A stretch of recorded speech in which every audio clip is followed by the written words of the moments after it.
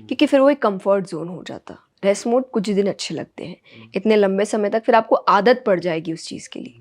और फिर कोई अगर कंपटीशन सामने आया, फिर कोई स्ट्रगल सामने आया, फिर कोई चैलेंज सामने आया, तो आप उसका सामना नहीं कर पाएंगे।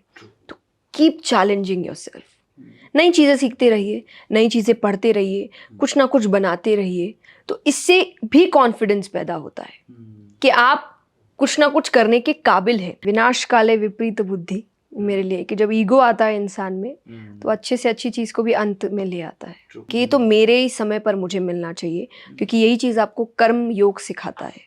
फल की चिंता का मतलब क्या है कि फल की चिंता मत कर, क्योंकि फल की चिंता जब होती है तब आप एक टाइम पीरियड बांध देते हैं कि ये तो इसमें ही होना चाहिए, नहीं हुआ तब तो मैं छोड़ दूंगा। एक ऐसा व्यक्तित्व जिसे लाखों की संख्या में उनके फॉलोवर्स उन्हें सुनने आते हैं, लेकिन खास बात यह थी कि जब वो हमारे यहाँ पॉडकास्ट के लिए आई, उन्होंने उनके इस बड़े व्यक्तित्व का एहसास हमें होने तक नहीं दिया।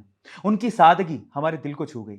उन्होंने जिस बेबाकी से हमारे प्रश्नों का जवाब दिया वो काबिल तारीफ है। जी हाँ, मैं बात कर रहा हूं none other than the motivational speaker, the spiritual orator Jaya Kishori ji की, जिनके दो रूप हमें इस पॉडकास्ट में देखने को मिले। पहला, अ स्पिरिचुअल गुरु, एंड दूसरा, नॉर्मल पर्सन। और अगर आप भी उनके इस दोनों रूपों से रूबरू होना चाहते हैं तो आपको यह पॉडकास्ट जरूर देखना चाहिए। Let's welcome the dynamic personality Jaya Kishori ji on the most unfiltered podcast with A to.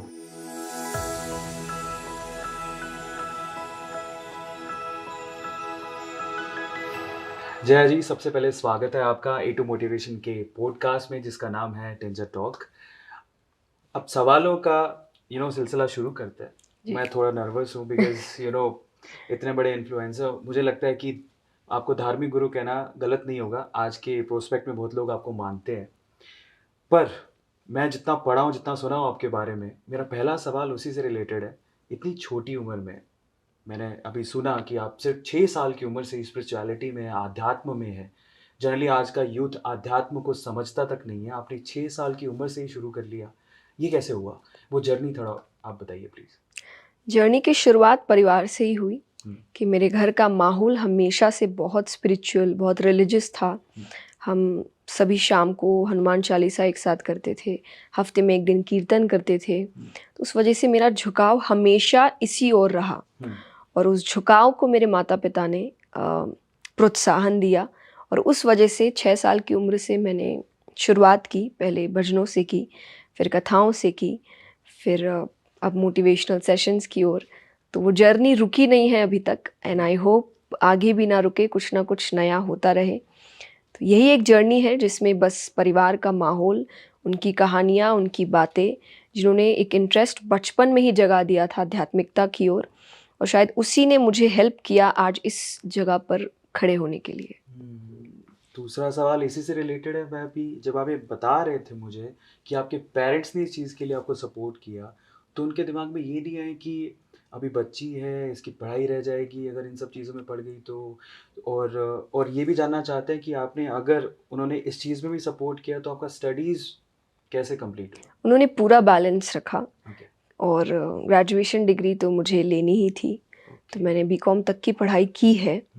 और तब तक मेरे पेरेंट्स ने मेरा बहुत सपोर्ट किया, पढ़ने में भी उतना ही सपोर्ट किया कि मेरे साथ साथ वो भी पढ़ते थे।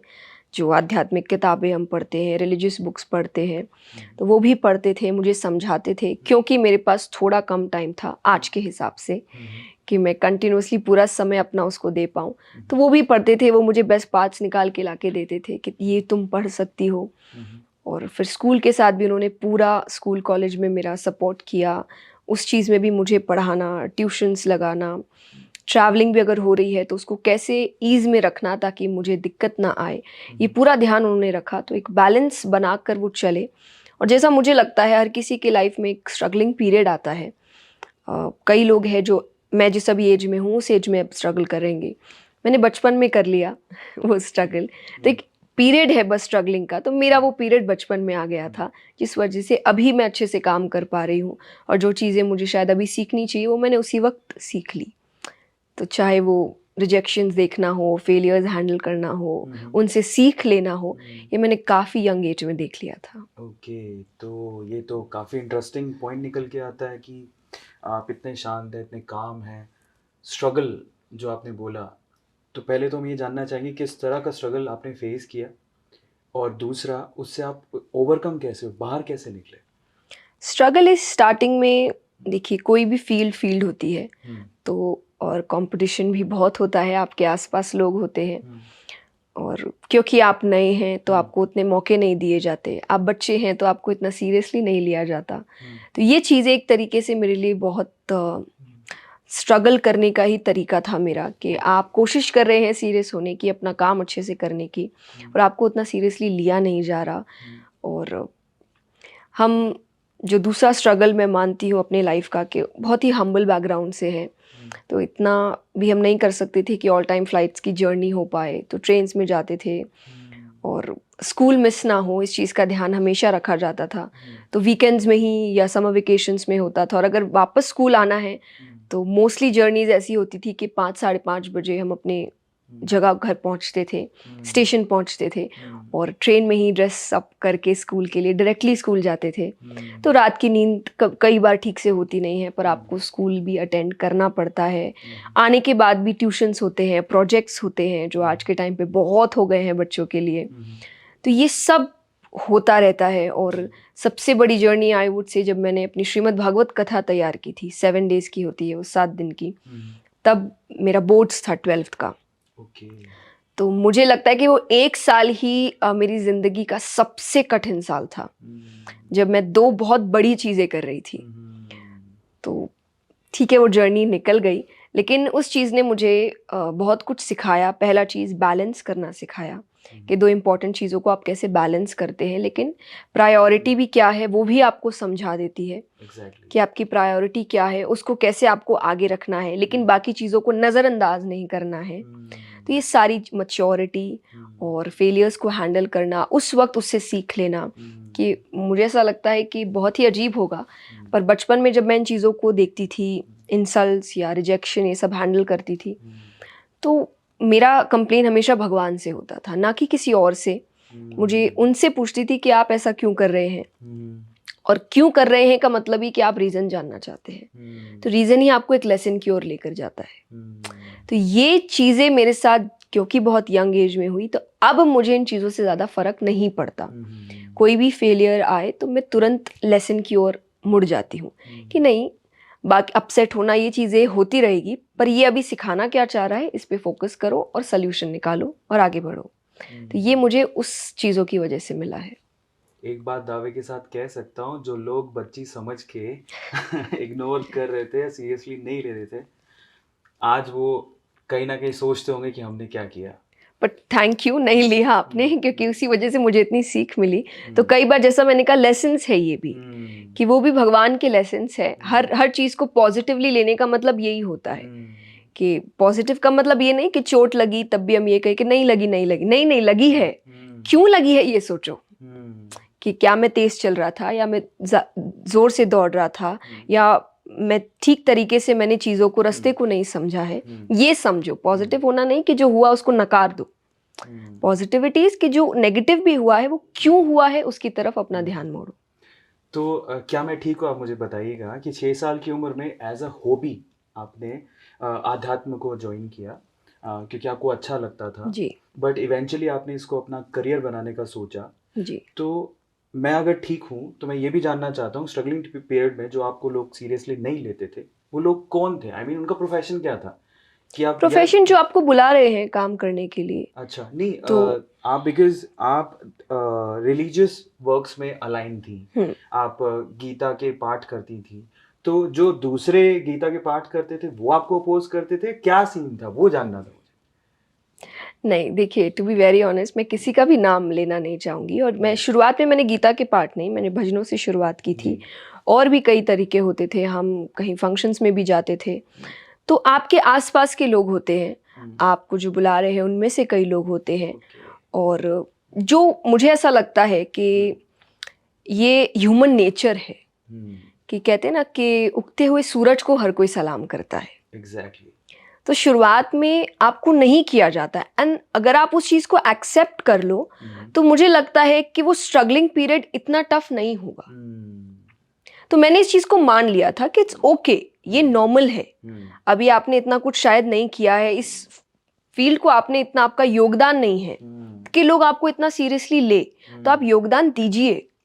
आप इतना काम करिए इस फील्ड के लिए कि तब आपको जाके लोग बोले कि हाँ इसने काम किया है। तो अभी आपने इतना नहीं किया, तो आप क्यों चाह रहे हैं कि आइए सब मुझे रिस्पेक्ट करिए, सब मेरा, तो इट्स ओके, कोई बात नहीं। तो मेरी ये थिंकिंग है कि जब तक आप उस जगह को उतना योगदान नहीं देते हैं, आपको वापसी भी नहीं मिलती है। बट हाँ, कुछ चीज़ें हैं कि जब आप नए लोग आ रहे हैं तो आपको थोड़ा काइंड होना चाहिए। तो ये दूसरी सीख मैं दूसरी तरफ भी देना चाहूँगी, और ये किसी भी फील्ड में है। टू बी वेरी ऑनेस्ट, ऐसा नहीं है कि आप रिलीजियस फील्ड की बात करें तो वहाँ पर क्या डिसिप्लिन नहीं होता है काम को लेकर, या अगर आप प्रोफेशनली कुछ काम कर रहे हैं तो उस प्रोफेशन को लेकर लोग प्रोफेशनल नहीं होते, सब होते हैं। तो उनकी भी एक रीति रिवाज है, उनका भी एक तरीका है काम करने का। बट हाँ, हर काम में, चाहे ऑफिस है, रिलीजियस फील्ड है, स्पिरिचुअल फील्ड है, कहीं भी है, बी काइंड। ये बहुत ही नॉर्मल चीज़ है, इसमें आपका पैसा भी नहीं लगता, इसमें बहुत ज़्यादा मेहनत भी नहीं लगती। It's a very normal thing कि आप लोगों को लेकर थोड़े काइंड हो जाइए, और आप दुनिया को एक अच्छी जगह ही बना रहे हैं रहने के लिए। That's it. एक बात मैं बोलना चाहता हूँ कि मैं बहुत सारे पॉडकास्ट किए हैं, बहुत सारे लोगों के साथ मिला हूँ मैं। हिंदी भाषा जो हमारी है बहुत ही स्वीट है, बहुत अच्छी भाषा है। लोग बहुत कम इसको अच्छे से एक्सप्रेस करना जानते हैं, और ये मैं दावे के साथ कह सकता हूँ कि आपके शब्द बहुत सुलझे हुए हैं। बहुत कम लोग इतने एक्सप्रेसिवली हिंदी को बोल सकते हैं, तो ये तो मानना पड़ेगा। तो मेरा इंटरेस्ट इस चीज़ में भी है कि आपने जब ग्रेजुएशन के लिए अपना फील्ड चुना तो वो फील्ड क्या था? बीकॉम कॉमर्स ही चुना तो था आपने मैंने। उसमें कोई, अच्छा बीकॉम में चले गए। जी। ये तो बहुत अमेजिंग है कि आप टू बी वेरी ऑनेस्ट थी कि मुझे डिग्री लेनी थी, हाँ और क्योंकि मैं अपना दूसरा काम कर रही थी, तो यहाँ पर मुझे नहीं लगा था कि मुझे इंटरेस्ट की ओर ध्यान देना है। तो मेरा ध्यान एक्चुअली मेरे दोस्तों की तरफ था कि वो कौन सा फील्ड चुन रहे हैं, कि मुझे तो एक बैलेंस बना के काम करना है, क्योंकि बाकी मेरी पढ़ाई तो कहीं और चल रही है और बहुत सीरियसली चल रही है। तो पर लास्ट में मुझे लगा, पता चला कि बहुत ही मेहनत लगी मुझे, मैं कोई और फील्ड ले सकती थी जहाँ एक बैलेंस इजीली बन सकता था जो मेरे ही फील्ड से रिलेटेड होता। बट दोस्त भी दोस्त होते हैं, तो मैंने दोस्तों के चक्कर में ये बीकॉम फील्ड चुना कि वो जिस फील्ड में, जो जिस कॉलेज में जाएंगे वहीं जाऊं, ताकि, क्योंकि मेरी कॉलेज लाइफ प्रॉपरली नहीं हुई। मैंने जिस कॉलेज को, वहाँ पे जनरली आप एग्जाम देने ही जाते थे, रोज रोज कॉलेज नहीं जाते थे, क्योंकि स्कूल लाइफ मैंने बहुत रेगुलर वे में की है, और उसमें भी मुझे बहुत दिक्कत होती थी क्योंकि मैं कंटिन्यूसली ट्रैवल करती थी, टीचर से डांट भी बहुत पड़ती थी, और आप उस वक्त नहीं समझा सकते कि आपकी एज भी छोटी है, आपको नहीं पता अब यहाँ भी लोग सीरियसली लेंगे कि नहीं उस बात को। आई वाज टू स्कैर्ड ये बताने को कि मैं क्या करती हूँ या मैं अच्छा काम कर रही हूँ, और इस वजह से थोड़ा भी जो डिसबैलेंस बन रहा है तो बहुत डांट भी पड़ती थी। तो उस वजह से मैंने कॉलेज के लिए अपने पेरेंट्स को बोल दिया था कि अब कॉलेज ऐसा हो जहाँ मुझे रेगुलरली ना जाना पड़े, थोड़ा ईज रहे, मैं पढ़ाई, कोई ज़रूरी क्लासेस है जाऊं, एग्जाम्स है तब जाऊं, अदरवाइज नहीं। तो उस वक्त मेरा मन था कि उतने दिनों में भी आई वांट कि कोई ऐसे आसपास हो जिनको मैं जानती हूँ, क्योंकि आप कंटिन्यूसली नहीं जान रहे तो आप दोस्त बनाएंगे नहीं, तो आप उन्हीं के बीच जाइए जो ऑलरेडी दोस्त हैं। तो इस वजह से मैंने बीकॉम चुना। मैं यही सोच रहा था, मैंने कहा आसान तो आर्ट्स होता है, आज तक यही सुनते आए थे। इन्होंने फील्ड दूसरा चूज करना, कॉमर्स में आए। कॉमर्स में आए, आपको लगता है कि मैंने जो ग्रेजुएशन किया वो कहीं मुझे काम आ रही है, या फिर ठीक है नहीं लगता है ना ऐसी किया है पेस्ट हो गया? नहीं, आई थिंक वो बैलेंस बनाने के चक्कर में मेरे लिए बहुत हेल्पफुल हुआ, क्योंकि वो दो अलग फील्ड था और मल्टीटास्किंग हुई मेरे लिए, एक कि दिमाग दो तरफ चल रहा है, एक तरफ पूरी तरीके से कॉमर्स में चले जाते हैं, एक तरफ पूरा अध्यात्म में चले जाते हैं, लेकिन आपको दिमाग बैक टू नॉर्मल वापस कॉलेज में कोई काम है तो लाना पड़ता है। तो ये शायद मुझे बहुत हेल्प किया, और आज के टाइम पे मैं मल्टीटास्क अच्छे से कर पाती हूँ, मुझे दिक्कत नहीं होती। तो शायद हर काम आपको कोई ना कोई लेसन तो देकर जाता है, वेस्ट तो आई डोंट थिंक कुछ भी होता है।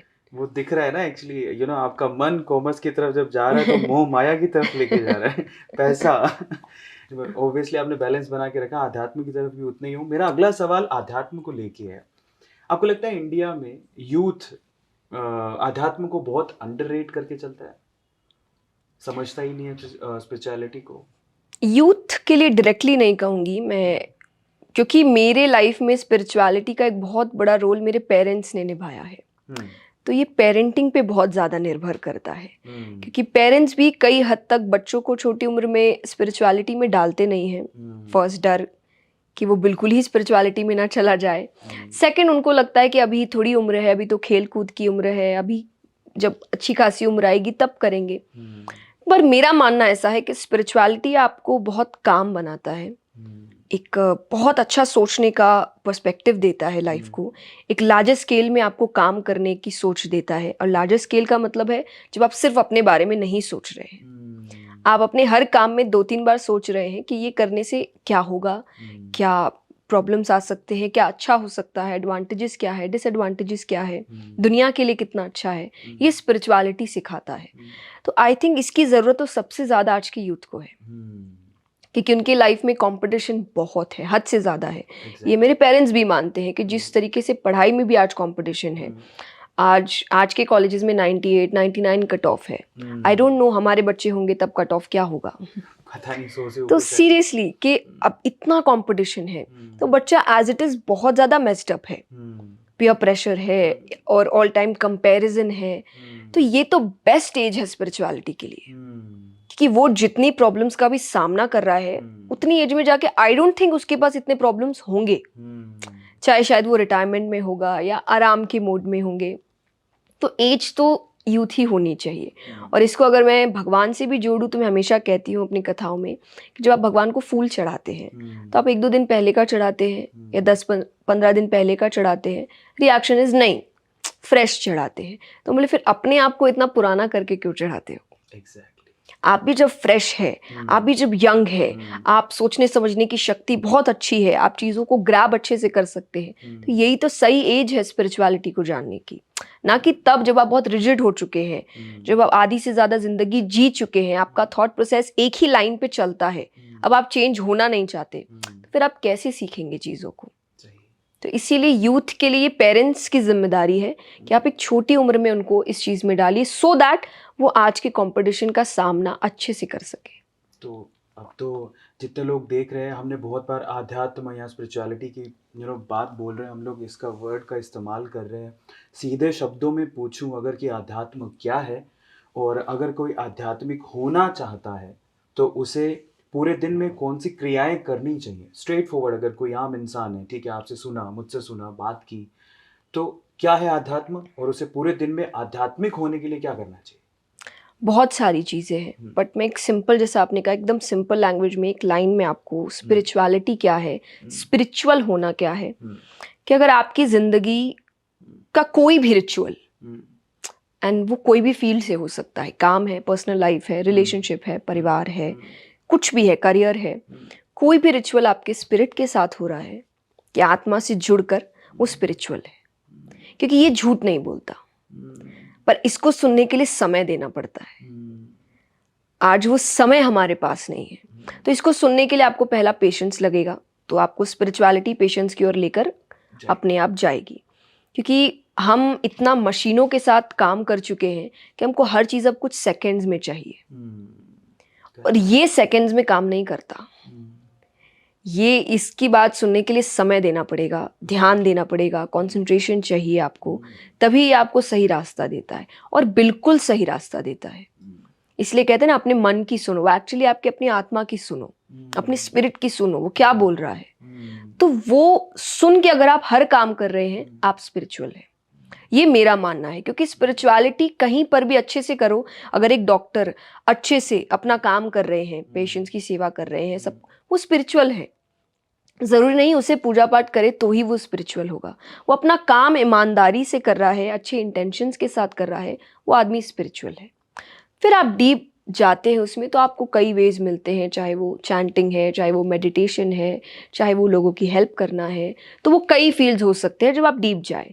पर अगर सिंपल शब्दों में, तो अच्छा इंटेंशन और ईमानदारी, अपने काम की तरफ जागरूकता, पेशेंस, कंसंट्रेशन, ये सब कुछ आपको कहीं ना कहीं एक स्पिरिचुअल माइंड की ओर ही लेकर जाता है। क्या बात है। अगला सवाल मेरा ये है कि आध्यात्मिकता में जाने के लिए, जैसे आपने कहा कि आप कोई काम भी कर रहे हैं और अच्छे मन से कर रहे हैं, तो आप आध्यात्मिक हैं, बिल्कुल सही बात है। पर कोई और चीज़ें भी कुछ ऐसा चाहिए, जैसे कि मैंने अभी सुना है कि जनरली जो आध्यात्मिकता में लोग होते हैं, उनका फूड प्रेफरेंस, जो खाना होता है, वो शायद नॉन वेजिटेरियन नहीं होते, ऐसा परसेप्शन, मैं सही बोल रहा हूँ गलत मुझे पता नहीं, तो उसके बारे में आपको क्या कहना है कि उनका फूड प्रेफरेंस भी अलग होता है, उनका मूड प्रेफरेंस अलग होता है, वो जहाँ रहते हैं वो जगह भी अलग होती है, कुछ अलग होता है, या फिर संसारिकता में रहते हुए भी अध्यात्म को अपनाया जा सकता है? संसार में रह सकते हैं, पर आपके काम, जैसा मैंने कहा कि आपकी सोच थोड़ी सी लार्जर पर्सपेक्टिव पे चली जाती है, जहाँ आप लोगों के बारे में भी सोचना, तो अगर आप जैसे नॉन वेजिटेरियन फूड्स के बारे में भी बात कर रहे हैं, कहीं ना कहीं हमको पता है कि उससे किसी और को तकलीफ हो रही है, तो वो सोचते ही आदमी पीछे हट जाता है। अब अगर नॉन वेजिटेरियन में नहीं, जंक फूड्स भी है, जैसे हम गुणों की बात करते हैं, सात्विक, तामसिक, राजसिक, तो जब आप स्पिरिचुअलिटी की ओर जाते हैं तो आप सात्विकता की ओर जाते हैं, तो उसमें हर चीज़ है, पर दैट डज नॉट मीन कि आप फैमिली में नहीं रह रहे हैं, आप रह रहे हैं, पर आप किसी भी ऐसी चीज़ को अपने ऊपर हावी नहीं होने देंगे जो आपके लिए खराब है। फूड भी हो सकता है, तो सात्विकता में आपकी फूड हैबिट्स अच्छी होती है, क्योंकि कई ऐसे फूड्स हैं जो आप पे हावी हो जाते हैं, आपको ज़्यादा नींद आने लगती है, तो कहीं ना कहीं आपका जो नींद पे कंट्रोल है वो उसको खराब कर देगा वो फूड, तो आप उस फूड को अलग कर देते हैं कि नहीं, आप किसी भी ऐसी चीज़ को पावर नहीं देंगे कि तुम मुझ पे हावी हो, क्योंकि मालिक मैं हूँ। आपको भगवान ने मालिक ही बनाकर भेजा है, इमोशंस, इंद्रियां, इनके आप मालिक हैं, और इसीलिए आपको हर स्क्रिप्चर में कहा गया है कि इनको कंट्रोल में रखो, इसीलिए कहा गया, पर हम स्लेव बन रहे हैं धीरे धीरे। तो जब आप स्पिरिचुअलिटी की ओर जाते हैं तो आपको कहीं ना कहीं स्लेवरी से वापस से ओनरशिप की ओर लेकर आया जाता है कि मालिक तुम हो, तो हर चीज़ तुम्हारे कंट्रोल में होनी चाहिए, कोई भी चीज़ तुम पे हावी नहीं होनी चाहिए। आध्यात्मिकता की जब हम बात करते हैं, धर्म गुरु स्पेशली बहुत सॉर्टेड होता है, उनका थॉट प्रोसेस बड़ा सॉर्टेड होता है, तो लोग फॉलो करते हैं, फॉलोवर्स हैं इंडिया में यूथ है, अच्छी बात कोई करता है तो फॉलो भी करते हैं। बाहरी चीज़ें आपको बहुत मिली हैं, समझते हैं उस चीज़ को, लेकिन मैं जानना चाहता हूँ आध्यात्मिकता को जब आपने अपनाया तो आंतरिक तौर पे आपने 4 क्या बदलाव या 3 क्या बदलाव देखे अपने अंदर? टू बी वेरी ऑनेस्ट, अपनाया एज सच कुछ भी नहीं मैंने, और मुझे ऐसा लगता है हर आदमी स्पिरिचुअल है अंदर से, पर उसको रियलाइज करने में समय लगता है। जैसे धूल बैठ जाती है, या सोने पे मान लीजिए धूल बैठी, कोई सोने की चीज़ है, उस पर इतनी धूल बैठ गई अब आपको दिख नहीं रहा है, पर क्या इसका मतलब है कि वो सोना नहीं है? सोना तो सोना ही रहेगा, आपको उसको थोड़ा साफ करना पड़ेगा, पॉलिश करना पड़ेगा, तब जाके आपको उसकी चमक दिखेगी। तो कोई भी ज्वेलरी है, डायमंड्स है, कुछ भी है, जब धूल बैठती है तो थोड़ा काला होने लगता है या धुंधला पड़ने लगता है, तो आपको सफाई करानी पड़ती है। तो स्पिरिचुअलिटी भी आपके अंदर है, पर कई बार सामने की जो चीज़ें हैं, जो प्रॉब्लम्स आ रही है, जो बाहरी दिखावों में हम जा रहे हैं, तब उसके बीच में वो थोड़ा धुंधला पड़ जाता है। तो ये जितनी भी चीज़ें हैं, चाहे मेडिटेशन है, मंत्र चैंटिंग है, सत्संग है, स्क्रिप्चर्स है, ये उस धूल को हटाने का काम करता है। तो मैंने एक जर्नी जी है, मैंने कभी कोई भी ऐसा मोमेंट नहीं था कि मैं स्पिरिचुअल होती हूँ, कभी नहीं था। मेरी जर्नी बचपन से चल रही थी और ये चीज़ें इनसे जुड़ी थी, तो अंदर जो स्पिरिचुअलिटी थी ऑलरेडी वो बहुत जल्दी बाहर आ गई। बस यही है कि है आपके अंदर भी, सबके अंदर है, और उसमें थोड़ी धूल जम गई है। तो ये सब टूल्स है उस धूल को हटाने के लिए। और जैसा मैंने कहा कि हेल्प मुझे यही किया कि फर्स्ट, बाहरी चीज़ें मुझे जल्दी से ट्रबल नहीं कर सकती, एंड आज के टाइम पे सबसे बड़ा वर्ड इज ट्रोलिंग, कि बहुत जल्दी आपको दुख होता है कि लोग गलत क्यों कह रहे हैं, लोग गलत बातें क्यों कर रहे हैं। नॉट दैट कि कभी मुझे हुआ ही नहीं, हुआ है, कई बार हुआ है, लेकिन शुरुआती टाइम पे हुआ। धीरे धीरे आप उन चीज़ों को जब स्पिरिचुअलिटी से जोड़ने लगते हैं, आपकी प्रैक्टिसेस और बढ़ती है। मेरे लिए स्पिरिचुअलिटी या मेडिटेशन इज मंत्रास, सत्संग, कि आप जब कथाओं में आते हैं, मैं पर्टिकुलरली कथा में कहती हूँ, हम 3.5-4 घंटे की कथा होती है और उतनी देर कोई फ़ोन यूज़ नहीं करता। Amazing. और आज के टाइम पे आप सोच नहीं सकते इतनी देर कोई फ़ोन के बिना बैठा है। Exactly. और लोग खुश होते हैं, बहुत खुश होते हैं, वो सब कुछ भूल जाते हैं, अपना काम छोड़ छाड़ के आते हैं, अपने ऑफिस छोड़ छाड़ के आते हैं, दुकानें बंद करके आते हैं, जो जनरली नहीं करेंगे दूसरे कामों के लिए। वो इतनी जल्दी इन चीज़ों से दूर नहीं होंगे, उन्हें समय का पता नहीं चलता, उनके मूड्स बहुत अच्छे हो जाते। तो ये क्यों है कि उनका जो साउंड होता है, सत्संग, जो सत्संगी होता है, जल्दी से डिप्रेशन में भी नहीं जाता। ये सच्ची बात है कि कहीं ना कहीं डिप्रेशन का साउंड से भी एक बहुत अच्छा रिलेशन है। जो इंसान सत्संगी होता है वो जल्दी से डिप्रेशन में नहीं जाता। ये भी स्पिरिचुअल होने का एक तरीका है। तो फर्स्ट थिंग कि मुझे बाहरी चीज़ें दिक्कत नहीं देती। दूसरा पेशेंस लेवल, मैं जल्दी से अपना पेशेंस नहीं खोती। आप मुझे अगर गुस्सा दिलाना है तो आपको बहुत सारी गलतियां करनी पड़ेगी। ओके। मैं एक गलती में जल्दी से गुस्सा नहीं होती कि आपके बहुत 1 2 3 महीने लगेंगे तब जाके वो एक वॉल्केनो आता है। और उस पर भी इट्स नॉट दैट कि मैं अपना आपा खो जाती हूँ, नहीं, मेरा गुस्सा होने के तब मैं शांत हो जाती हूँ। ठीक है। तो उस पर भी आई ट्राई कि वो चीज़ मुझ पे हावी नहीं होनी चाहिए। गुस्से के लिए भी हम कहते हैं ना, कई लोग कहते हैं कि जब मुझे ऐसे तो बहुत अच्छे हैं पर जब गुस्सा आता है तो अंदर का राक्षस बाहर आता है। तो मतलब राक्षस है, अगर होगा नहीं तो बाहर कैसे आएगा? मतलब आपके अंदर एक राक्षस रहता है, तो अब आपका काम है उसको बाहर निकालना, वरना वो तो आएगा, जब समय मिलेगा वो बाहर आएगा और फिर वो आपके बने बनाए काम को खराब कर देगा। सही है, ट्रू। तो स्पिरिचुअलिटी उस राक्षस को खत्म करने का काम करता है। क्या? कि आप पर चीजें हावी नहीं होगी, यानी आपकी हर रिएक्शन का कंट्रोल आपके पास है। मुझे गुस्सा करना भी तो मैं अपनी मर्जी से करूंगी, मुझे कुछ भी करना है वो मेरी मर्जी से होगा, वो किसी और के छेड़ने से नहीं होगा। और प्लस कंसंट्रेशन, कि अगर मैं कोई काम कर रही हूं तो फिर आप किसी और चीज से मुझे भटका नहीं सकते, मेरा ध्यान उस पर ही रहेगा। तो ये मंत्रों से होता है, जो मैं मंत्र चैंटिंग रोज करती हूँ कि आपका ध्यान उसकी तरफ होता है। तो ये एक तरीके का मेडिटेशन है मेरे लिए, जो मंत्रों के चैंटिंग से मुझे मिलता है। तो वो तो ये 3 चीजें जो मेरे काम में, मेरे रिलेशनशिप्स, फैमिली, क्योंकि आज के रिलेशनशिप मतलब एक ही रिलेशनशिप हो गया है, बट रिलेशनशिप में फैमिली है, परिवार है, फ्रेंड्स है, सबके साथ बहुत हेल्प करता है, मेरे काम में हेल्प करता है, और मेरे पर्सनल यानी जो मेरे साथ मेरा रिलेशन है उसमें बहुत हेल्प करता है। सो आई कैन बी अलोन, कभी भी मुझे वो चीज़ दिक्कत नहीं देगी। मुझे कोई नहीं चाहिए, अगर मैं अकेली भी हूँ तो मैं बहुत खुश हूँ। क्या बात है। तो ये चीज़ें मुझे उन सब चीज़ों से मिली है। ये एंगर इशू का तो मैं खुद भी जानना चाहता हूँ। कभी कभार ऐसा होता है, बहुत ज़्यादा वर्कलोड होता है और कुछ ऐसी चीज़ सामने आती है तो गुस्सा आने लगता है, तो उसे कंट्रोल कैसे करें? और एक सवाल मेरा ये भी है कि अभी तो शायद आप कंट्रोल कर लिए हो गुस्से को, कभी ऐसा मोमेंट आया था कि आपको बहुत गुस्सा आया, फिर उसके बाद आपको अफसोस हुआ और सोचा कि इसको कर्व करना है या इसको ख़त्म करना है? ऐसा कोई मोमेंट था लाइफ में? सॉरी, अच्छा। बचपन में मोमेंट्स होते हैं आपके पेरेंट्स के साथ, खास करके जब आपको पता है आपने गलती की है, से सॉरी, वो उसी वक्त उस चीज़ को शांत कर देगा। हम मानना नहीं चाहते, एक्सेप्टेंस नहीं। हाँ, एक्सेप्टेंस नहीं है, हम उसको डिफेंड कर रही है बोल के कि अब ऐसा होगा तो गुस्सा आएगा ना। ये बोलना बंद कर दीजिए कि नहीं, मुझे आया and that's wrong and I am sorry. तो ये चीज़ अपने आप, जो मैनेजमेंट है ना एंगर का, यही मैनेज करने का तरीका है। पर हम डिफेंड करने लग जाते हैं अपने आप को कि तुमने ये किया तो आया, ऐसा हुआ तो आया, ये प्रॉब्लम थी तो आया। ये बोलना बंद कर दो। कहीं ना कहीं बोलने से भी हमारी चीज़ें हम जस्टिफाई करने लगते हैं, और वो हमारे दिमाग में भी जस्टिफिकेशन हमको मिल जाता है कि नाउ डोंट से सॉरी, क्योंकि तुमने तो रीजनिंग दे दी ना, किस वजह से हुआ। जैसे आपने कहा कि वर्कलोड, तो आपने मान लिया कि वर्कलोड है तो गुस्सा आएगा। ये जनरल है, हर कोई करता है, हम सब करे हुए हैं। लेकिन ये एक समझने की बात है कि आपने बोल दिया दिमाग को, तब तो दिमाग सॉरी बोलना ही नहीं चाहेगा, क्योंकि उसने तो मान लिया मेरी थोड़ी गलती है।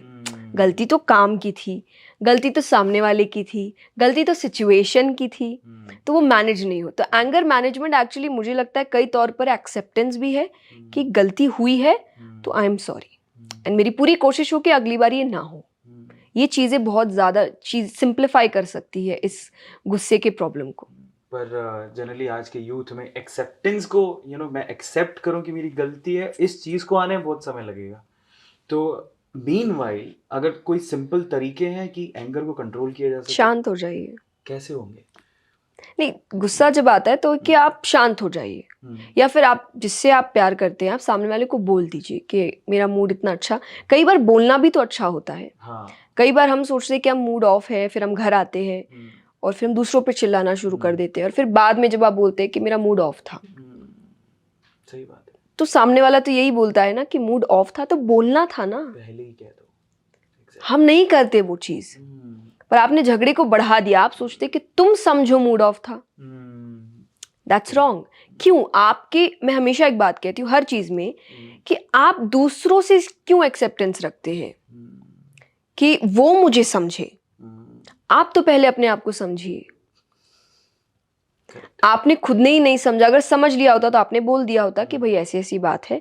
तो थोड़ी देर, फॉर एग्जाम्पल जब मुझे गुस्सा आता है, मेरे घर को पता है कि मैं शांत हो जाती हूँ, तो मैं कह देती हूँ कि मेरा मूड आज थोड़ा अच्छा नहीं है, तो वो मुझे छेड़ते नहीं है कि ठीक है। लेकिन वही अगर मेरा मूड ऑफ है फिर भी मैं आके बैठूँ पास में और फिर मुझे कोई ट्रबल करे तो मैं उस पर चिल्लाऊँ और फिर मैं बोलूँ मेरा मूड अच्छा नहीं है ना, तो सामने वाला तो यही बोलेगा ये बात बोलना था ना, हमको तो यही लग रहा है अचानक से क्यों ऐसे चुप हो गई, अचानक से रूड क्यों हो रही है। That's wrong. आप अपने मूड की सजा दूसरों को क्यों दे रहे हैं? करेक्ट। और ये हम बाहरी तौर पे भी करते हैं कि हम बाहर जो लड़ाई करके आते हैं, तो बाहर ये भी एक रीजन मुझे लगता है कि गुस्सा, तो आप बाहर क्यों नहीं चिल्ला कर आते? क्योंकि आपको लगता है आपका पावर वहां इतना नहीं है, तो आप घर पे आके चिल्ला रहे हैं, चाहे हस्बैंड वाइफ पे, वाइफ हस्बैंड पे, या हस्बैंड वाइफ बच्चों पे। तो आप उस पे चिल्ला रहे हो जो आपसे छोटा है, जो आपसे कम पावरफुल है। तो ये भी कहीं ना कहीं सोच समझ के ही हो रहा है, क्योंकि अचानक से गुस्सा आ जाता है तो वो तो फिर सब पे आना चाहिए। सोच समझ के आता है। जब आपको लगता है मेरे से पावरफुल सामने कोई है, तो आप गुस्से को चुप कर देते हैं। तो जब वहां कर सकते हैं तो आप कहीं भी कर सकते हैं। तो ये आपके कंट्रोल में है। तो ये बात अपने आप को समझाना भी जरूरी है। एक्चुअली आपको ही आपका अच्छा करना है।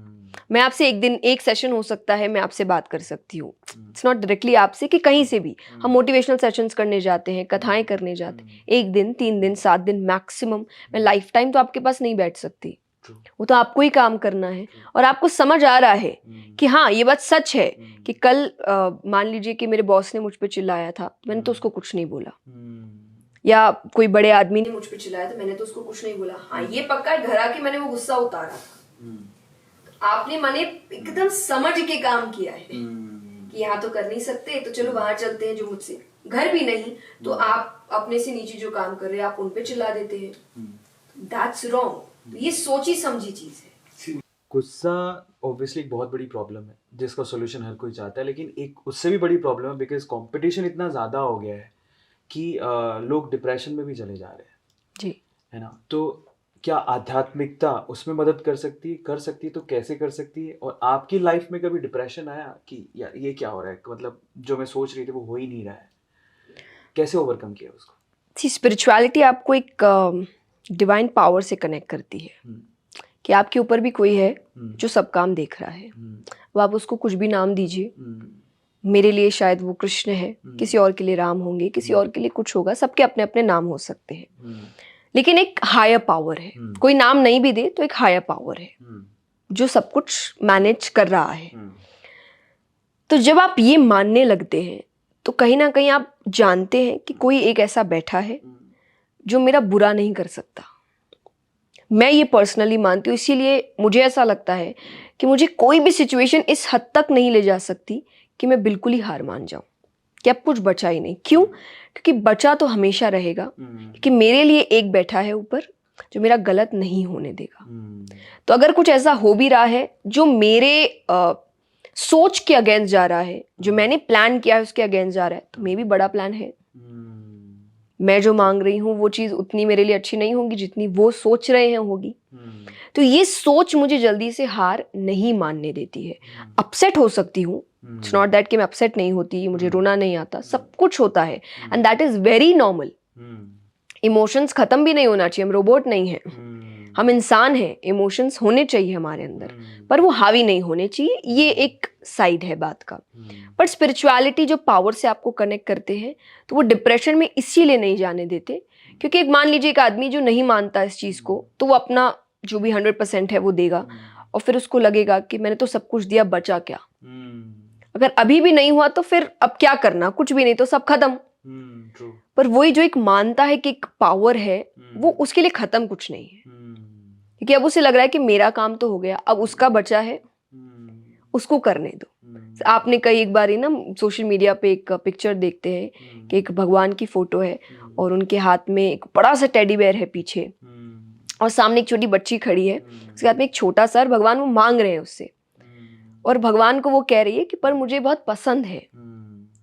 तो एक्चुअली वो पिक्चर आपको पोर्ट्रे कर रहा है कि भगवान आपसे आपकी खुशी जो छोटी है आपको वो मांग सकते हैं कई बार, यानी आपको जो चाहिए नहीं मिल सकता है, पर आपको नहीं पता कि पीछे एक बहुत बड़ा टेडी बेयर रखा है जो आपके लिए ही है, बट उसके लिए पेशेंस चाहिए जो हमारे अंदर नहीं है, हमको हर चीज़ तुरंत चाहिए। मिला क्यों नहीं? क्योंकि आपको तुरंत, आप कुछ भी सर्च करिए सेकंड्स में मिल जाता है। इसलिए आजकल लोगों का लोगों से ही नहीं रिलेशन अच्छे से कनेक्शन बन पाता है, क्योंकि टेक्स टाइम। इंसान मशीनों की तरह काम नहीं करते, इंसान अपने पेस पे ही काम करेंगे और मशीन अपने पेस पे काम करती है। तो लोगों को लगता है इनको छोड़ो, मेरे को जो सेकंड्स में हर चीज़ मिल जाए मैं उसकी तरफ जाता हूँ। तो यहाँ पे चीज़ें बिगड़ रही है। यहाँ पे हम चाहे मेंटल स्ट्रेस है, डिप्रेशन है, एंजाइटी इश्यूज है, हम सबकी ओर जा रहे हैं कि धीरे धीरे लोगों से, नेचर से, इन सब से हमारा जुड़ाव कम होता जा रहा है। और जैसे ही फिर कभी अचानक होता है तो वो इन चीज़ों की ओर लेकर जाता है, क्योंकि अब आदत नहीं रही होने की। अचानक से हो जाए तो हम वो एक्सेप्ट नहीं कर पाते, उसका सामना नहीं कर पाते। तो यहाँ पे आप डिप्रेशन की ओर जाते हैं। तो मुझे पर्सनली उस दौर का कभी हुआ नहीं, क्योंकि मेरा विश्वास भगवान पे बहुत ही ज़्यादा है और ये समय दौर बहुत बढ़ता गया है। तो अब तो कोई भी चीज़, मुझे ऐसा लगता है कुछ भी गलत होता है मेरे प्लानिंग, फॉर एग्जांपल कोविड। अब कोविड में आप सोच भी नहीं सकते मेरे कितने बड़े बड़े प्लान्स थे, हम बहुत बड़े प्रोजेक्ट्स लेकर जा रहे थे और सब कुछ हो चुका था कि बस अब तो उतरना ही है, काम करना ही है। एंड देन अचानक से लॉकडाउन अनाउंस हो गया, सब कुछ बंद हो गया, प्रोग्राम्स बंद हो गए, कथाएं बंद हो गई। बट उस वक्त भी हमारा यही था कि मेरे पापा ने मुझसे यही कहा कि ठीक है काम तो नहीं है, पर जब था तब तुम बहुत एक्सक्यूजेस देती थी कि मेरे पास पढ़ने का समय नहीं है, मेरे पास नॉलेज गेन करने का ठीक से समय नहीं है, मैं महीनों तक बाहर रहती हूँ, मैं क्या करूँ। लाइक अब है, अब काम करो, अब पढ़ो। तो मतलब वो एक जो सैड फेस हो सकता था कि मेरे तो सारे प्लान्स ख़त्म हो गए, मैंने क्या सोचा था क्या हो गया, वो तुरंत से ख़त्म होके कि नहीं ये मिला है तो ये किसी और चीज़ के लिए मिला है, तो मेरे लिए ये नॉलेज गेन करने का समय था कि जो मुझे इतने समय से नहीं, फैमिली के साथ समय बिताने का समय था जो मुझे नहीं मिलता था, मैं महीनों बाहर रहती थी। तो वो तो तुरंत हमने उस चीज़ को मोड़ दिया, ये सोच के कि अगर भगवान ने दिया है तो सोच समझ के दिया है। तो ये सोच मुझे हार मानने नहीं देती। नहीं, आपको सुन के और मैं रिकॉल भी कर पा रहा हूँ, मुझे ये फीलिंग आ रही कि आध्यात्मिकता का मतलब एक मेडिसिन या दवाई नहीं है जो आपको दिया और बट ठीक हो गया। It will take time, but मुझे ऐसा लगता है कि आध्यात्मिकता एक तरह का हर चीज़ का सोल्यूशन देता है जो रूट वे से उसे ख़त्म करेगा, पर समय लेगा, उसके जवाब आपको देगा कि हो रहा है तो क्यों हो रहा है, और वो अगर क्यों हो रहा है पता लग गया तो शायद आप रूट वे पे काम करके उसे ठीक कर सकते हो। वो जानना आपके लिए बेहद ज़रूरी है और इसमें आपका काम बहुत ज़्यादा है। बाकी चीज़ों में हो सकता है कि आप डॉक्टर्स के पास चले गए, यहाँ वो काम कर रहे हैं, आपको सिर्फ दवाई लेने का काम करना है, पर यहाँ पे मैक्सिमम काम आपको ही करना है। कि आपको एक, फॉर एग्जांपल अगर आप भगवान को देखते हैं तो भगवान का काम केवल रास्ता दिखाना था, क्योंकि लड़ने को तो पूरा महाभारत अगर वो लड़ते तो वही खत्म कर देते और सेकंड्स में आप पलक झपकते ही खत्म कर देते, पर उनका काम वो नहीं है। उनका काम केवल है कि ये रास्ता है, ये सही है, ये गलत है, चलना तुमको है, चलना है, गिरना है, उठना है, जो करना है वो तुमको करना है। ये जानते वो पीछे खड़े हैं, अर्जुन जानते थे भगवान सामने बैठे हैं, पर ये भी जानते थे शस्त्र नहीं उठाएंगे, तो जो करना है वो मुझको ही करना पड़ेगा। तो साथ देने के लिए वो है, पर हाथ पकड़ के चलाने के लिए नहीं है, वो चलना तो आपको ही पड़ेगा। तो आध्यात्मिकता भी यही है कि आपको लोग बता सकते हैं कि ये अच्छा है, वो अच्छा है, पर आपको करना खुद ही पड़ेगा और उसमें बहुत मेहनत लगती है। कहते हैं ना, खुद पे काम करने में समय लगता है, तभी वो निखार आता है। लेकिन निखार अब जैसा मैंने कहा, मशीनें हैं, सब है, एप्स है, वो तुरंत आपको मिल गया तो लोग अपने ऊपर काम करना बंद कर देते हैं कि नहीं मुझे तो मिल रहा है। तो वो आदत, एक आप समझिए दिमाग पे एक आदत पड़ रही है, खुद पे काम करना बंद करके हम उसको बाहरी कैसे घुमा फिरा के कर दे काम मशीनों के द्वारा, उस पर ज़्यादा फोकस हो गया है, बल्कि इसके कि नहीं वो काम मैं खुद कैसे करूं। तो स्पिरिचुअलिटी आपको इसकी ओर, है ना, कि बहुत डीप सब्जेक्ट है, ये आपको इतनी चीज़ों की ओर लेकर जा सकती है, आपकी पूरी ज़िंदगी को बदल सकती है फॉर अ बेटर कॉज, जो आप सोच भी नहीं सकते, और आपको इतना पावरफुल बना सकती है कि जो भी आपको लग रहा है कि एक छोटी चीज़ भी आपके बस की नहीं है, वहीं आपको लगेगा दुनिया में ऐसा क्या है जो मेरे बस का नहीं है, मैं सब कुछ कर सकता हूँ। थोड़ा स्पिरिचुअलिटी आध्यात्म से थोड़ा हटते मैं जानना चाहता हूँ, बिकॉज बहुत सारे व्यूअर्स हैं आपको सिर्फ एक ही एंगल से देखते होंगे, लेकिन मुझे लगता है आप भी इंसान हैं। तो सबसे पहले तो हम ये जानना चाहते हैं कि आपकी हॉबीज आध्यात्म के अलावा क्या है? टू बी वेरी ऑनेस्ट, मुझे इतना समय हर चीज़ के लिए मिलता नहीं है अब, पर मोस्टली अगर जब भी मिलता है तो मैं बहुत ही ज़्यादा फैमिली पर्सन हूँ। ओके। तो मुझे थोड़ा भी समय मिलता है तो मुझे लगता है कि आप फैमिली को, रिलेटिव्स को, मेरे जो आसपास के लोग हैं, रिलेटिव्स हैं, सबको बुलाते हैं। तो मेरे लिए वेकेशन बाहर जाना नहीं होता, पर घर पे सबको बुलाना होता है कि जब भी समय मिल रहा है गेट टुगेदर करते हैं, चलो सबको बुलाते हैं, बातचीत करते हैं, चाय पी रहे हैं, खाना खा रहे हैं। हम जब भी घर पे होते हैं ये पक्का है, हम सारी मील्स एंड दैट इंक्लूड्स वो चाय का समय भी, हम सब 4 लोग हैं परिवार में, मेरे पेरेंट्स हैं, मैं, मेरी छोटी बहन है, हम चारों एक साथ करते हैं, नो मैटर व्हाट। अगर कोई बाहर भी गया तो उसका वेट होगा, तो वो आ जाए और हम सब साथ में खाएंगे, हम बातचीत करेंगे, हम डिस्कशंस करते हैं, हम एक साथ मूवीज़ देखते हैं, लेकिन हम एक साथ करते हैं। तो मेरे लिए मेन है साथ में रहना। तो ये मेरी ज़िंदगी का एक बहुत, क्या आप हॉबी नाम दे दीजिए, क्योंकि अब इतना समय है नहीं, अब हॉबी नहीं है बुक्स, पर एक ज़रूरत भी है। पर पहले हॉबी की तरह, पर अब एक ज़रूरत है कि मुझे पढ़ना पड़ता है। पर मुझे समय फैमिली के साथ, दोस्तों के साथ बिताना बहुत अच्छा लगता है। उन चारों से कितने अटैच्ड हो आप? बहुत ज़्यादा, कि बहुत ज़्यादा। बहुत हद से ज़्यादा। और जो आपने मुझे एक बार डिप्रेशन पूछा, तो not actually depression, but kind of कि एक अलग तरीके की सैडनेस मुझे कोविड के टाइम हुई थी, जब आप अलग अलग बातें सुन रहे थे। और तब मुझे ऐसा लगा था कि एक टाइम होता है कि आपको फैमिली से दूर जाना पड़ता है या फैमिली दूर चली जाती है। तो वो सोच ने मुझे बहुत परेशान किया था। तो वो 4 लोग, अगर मैं कहूँ कि आपके मम्मी पापा, मेरी बहन, दो बहनें, नहीं या मैं और 4? मेरे 4 बस। 4 लोग, ठीक है। अब थोड़ा सा वो डीप डाइव करते हैं। आध्यात्म में आप हैं, स्पिरिचुअलिटी में हैं, उसमें डिटैचमेंट के बारे में बोला जाता है। जनरली डिटैचमेंट को ढंग से यूथ को समझाया नहीं जाता। उनको लगता है कि स्पिरिचुअलिटी या डिटैचमेंट यही है कि आप हिमालय सब कुछ छोड़ के हिमालय चले जाओ। बट मेरा परसेप्शन उसको लेके थोड़ा दूसरा है। मुझे ऐसा लगता है कि आप हो उसी जगह पर, लेकिन फिर भी आप ज़्यादा अटैच्ड नहीं हो किसी से भी। That is called detachment. सी कहीं ना कहीं मुझे आपकी बात सही है, पर वो अटैच्ड नहीं हो से ज़्यादा आई एम इनटू कि वो हावी नहीं है मुझ पे। हाँ, मैं वही शब्द, like I am too attached, लेकिन दैट डज नॉट मीन कि मैं काम नहीं कर रही हूँ, मैं बाहर नहीं जा रही हूँ। पर जैसा मैंने कहा कि कोविड के टाइम की खबरों ने मुझे थोड़ा परेशान किया, उस तरीके से मैं बहुत ज़्यादा अटैच्ड हूँ। और जो ह्यूमन नेचर है, आप अगर गृहस्थ जीवन में हैं तो वो अटैचमेंट तो होना ही चाहिए, वरना फिर प्यार रहा कहाँ आपके अंदर। लेकिन वो हावी नहीं होना चाहिए। स्पिरिचुअलिटी इज आपकी लाइफ में ऐसा कुछ भी नहीं होना चाहिए जो आपको आगे बढ़ने से रोक दे, एक अच्छी सोच से। कि थोड़ा डीप डाइव करते हैं इस सवाल को। सवाल एक्चुअली ये है बिकॉज ये हम सब मानते हैं, हम जानते भी हैं कि हम पैदा होते नहीं होते कोई गारंटी नहीं थी, लेकिन मरना तय है, शाश्वत सत्य है जी। इससे बड़ी सर्टेन चीज़ कोई है ही नहीं। आप जाओगे ज़रूर। तो आप इतने ज़्यादा अटैच्ड हो, अगर मैं ऊपर वाला ना करे कि ऐसा कभी हो, बट एक ना एक दिन सबके लाइफ में होता है, जो आया वो जाएगा। आपको नहीं लगता वो अटैचमेंट आपको कहीं ना कहीं बहुत ज़्यादा दुख देगा बाद में जब वो नहीं, क्योंकि मुझे वो पता है। सी स्पिरिचुअलिटी, जब अब गीता जी में एक बात आती है, भगवान कहते हैं कि सत्य को जानना। इसका अब देखिए, गीता बताई किसको जा रही है? डिटैचमेंट के बारे में किसको बताया जा रहा है? स्पिरिचुअलिटी के बारे में किसको बताया जा रहा है? जो राजा बनने वाला है। उतनी लग्जरी में तो कोई नहीं रहता जितनी लग्जरी में पांडव या कौरव रह रहे थे। राज्य था पूरा उनके पास। तो अगर, और उसके बाद भी मिला है, जीते ही है वो, राज्य किया ही है उन्होंने। तो सब कुछ छोड़ देना ये डिटैचमेंट नहीं है, ये वैराग्य नहीं है, या ये स्पिरिचुअलिटी नहीं है।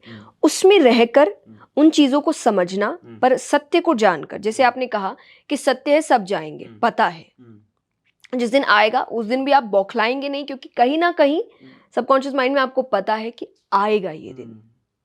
आप दुखी होंगे, जैसा मैंने कहा, इमोशंस है, दैट इज वेरी नेचुरल।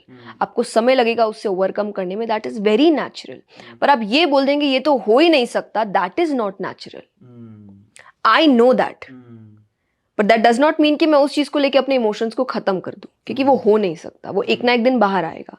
तो इमोशंस को दबाना नहीं चाहिए, जो है वो सामने है, but that does not mean कि मुझे सच नहीं पता। फॉर एग्जाम्पल, जब हम बोलते हैं संसार सच नहीं है, उसका मतलब क्या है? कि टेम्पररी है।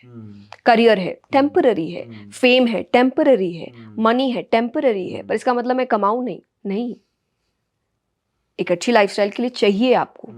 आपको फेम आपको मिल रहा है तो ये एक पावर है कहीं ना कहीं बदलाव लाने का भी, कि आज अगर आप मुझे बुला रहे हैं, मैं इतनी बातें कर रही हूँ, क्यों? क्योंकि एक फेम है और आपको पता है कि मैं जो बात बोल रही हूँ वो कई और लोग भी बोल सकते हैं, पर उनके पास वो फेम का पावर नहीं है तो लोगों तक पहुंचेगी नहीं बात। तो ये एक तरीके से एक टूल है चेंज लाने का, ये भी जरूरी है पर टेम्पररी है, मुझे पता है। तो किसी दिन चला गया तो मैं बौखला नहीं उठूंगी, क्योंकि कहीं ना कहीं मुझे पता था कि ये सब टेम्पररी है। तो ये सच जान के आप लाइफ जिए, सारी मौज मस्ती करिए, अपनी इच्छाएं पूरी करिए, पैसा कमाइए, घूमिए फिरिए, फैमिली के साथ टाइम स्पेंड करिए, सच जान के सब टेम्पररी है। परमानेंट मेरे लिए सिर्फ भगवान है। वो हम नहीं थे तो भी है, हम हैं तब भी है, हम चले जाएंगे तब भी रहेंगे। तो ये सोच जिसकी है वो वैराग्य लेके रखा है, वो डिटैचमेंट फॉलो कर रहा है क्योंकि उसको सच पता है दिमाग में।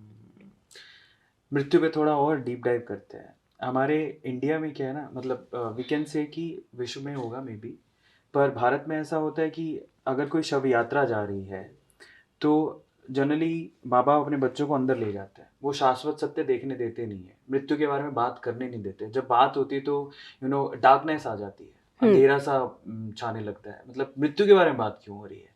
तो आपको नहीं लगता कि जब इतना बड़ा शाश्वत सत्य है, जो एक सर्टेन चीज़ है, उसके बारे में हमारे मन में फोबिया भरना वो कितना तक जायज़ है? बहुत गलत है।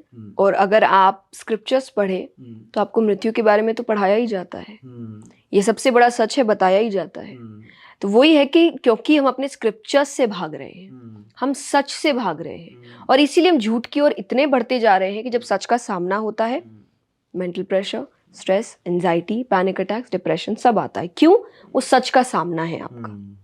फॉर एग्जाम्पल मैं हमेशा कहती हूँ, लोग कहते हैं कि बदलाव क्या है कि आप लोगों को बोलिए ऐसा मत बोलो, ऐसे मत करो, बट आप ये नहीं छोड़ सकते या ये बदल ही नहीं सकता।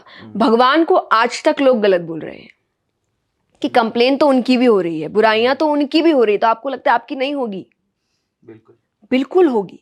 ये चेंज कभी आ ही नहीं सकता कि 101% दुनिया में सब ठीक हो चुका है, कुछ भी गलत नहीं है, ये हो ही नहीं सकता। सही गलत ये बैलेंस है, ये चलता ही रहेगा। ये आप पर हावी ना हो, ये आपका काम है।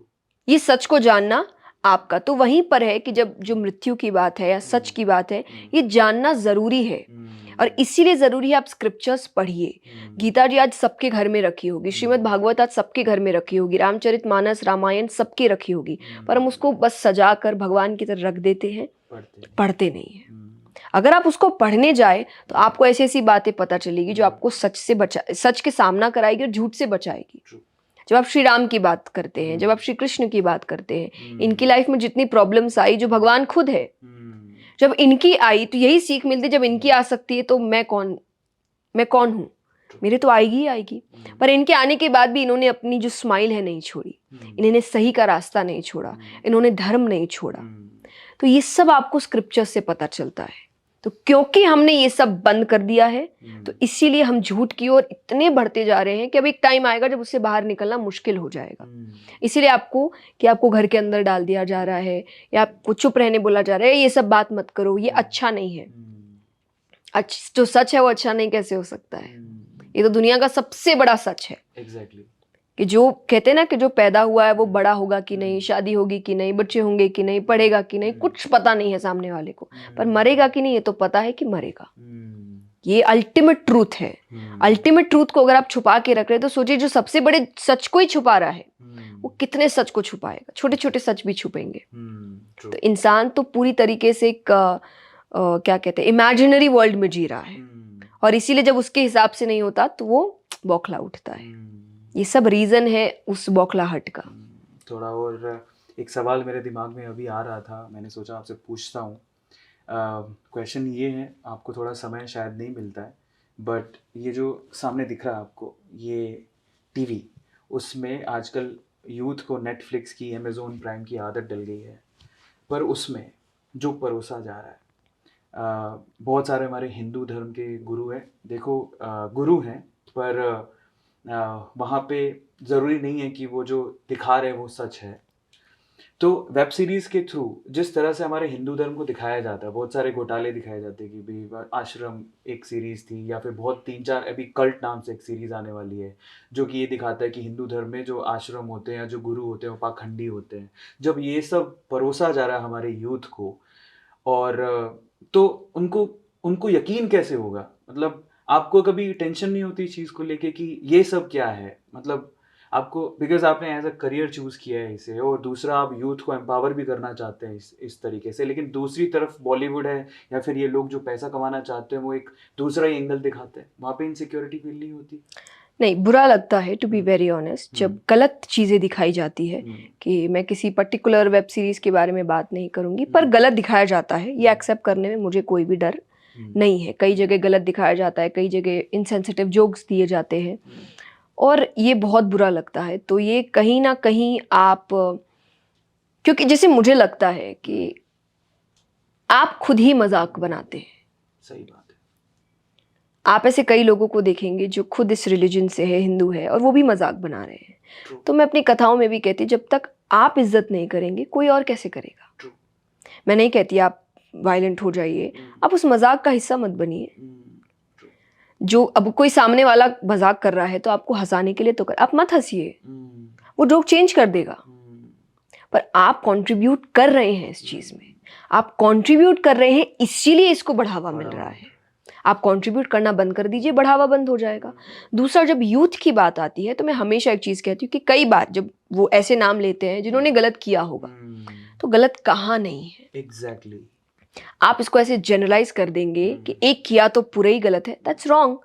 तो फिर तो वही है जब आपके पेरेंट्स आपके साथ कंपैरिजन करते कि एक बच्चा तुम्हारा एक दोस्त गलत है, तुम भी सब गलत हो गए, वो गलत है तो सारे के सारे। आपको बुरा लगता है कि नहीं? कि आप कंपेयर क्यों करते हैं? आप सबको एक ही कटघरे में क्यों खड़ा कर देते हैं? सबके अपने अपने तो वो चीज़ आप दूसरी जगह क्यों नहीं करते?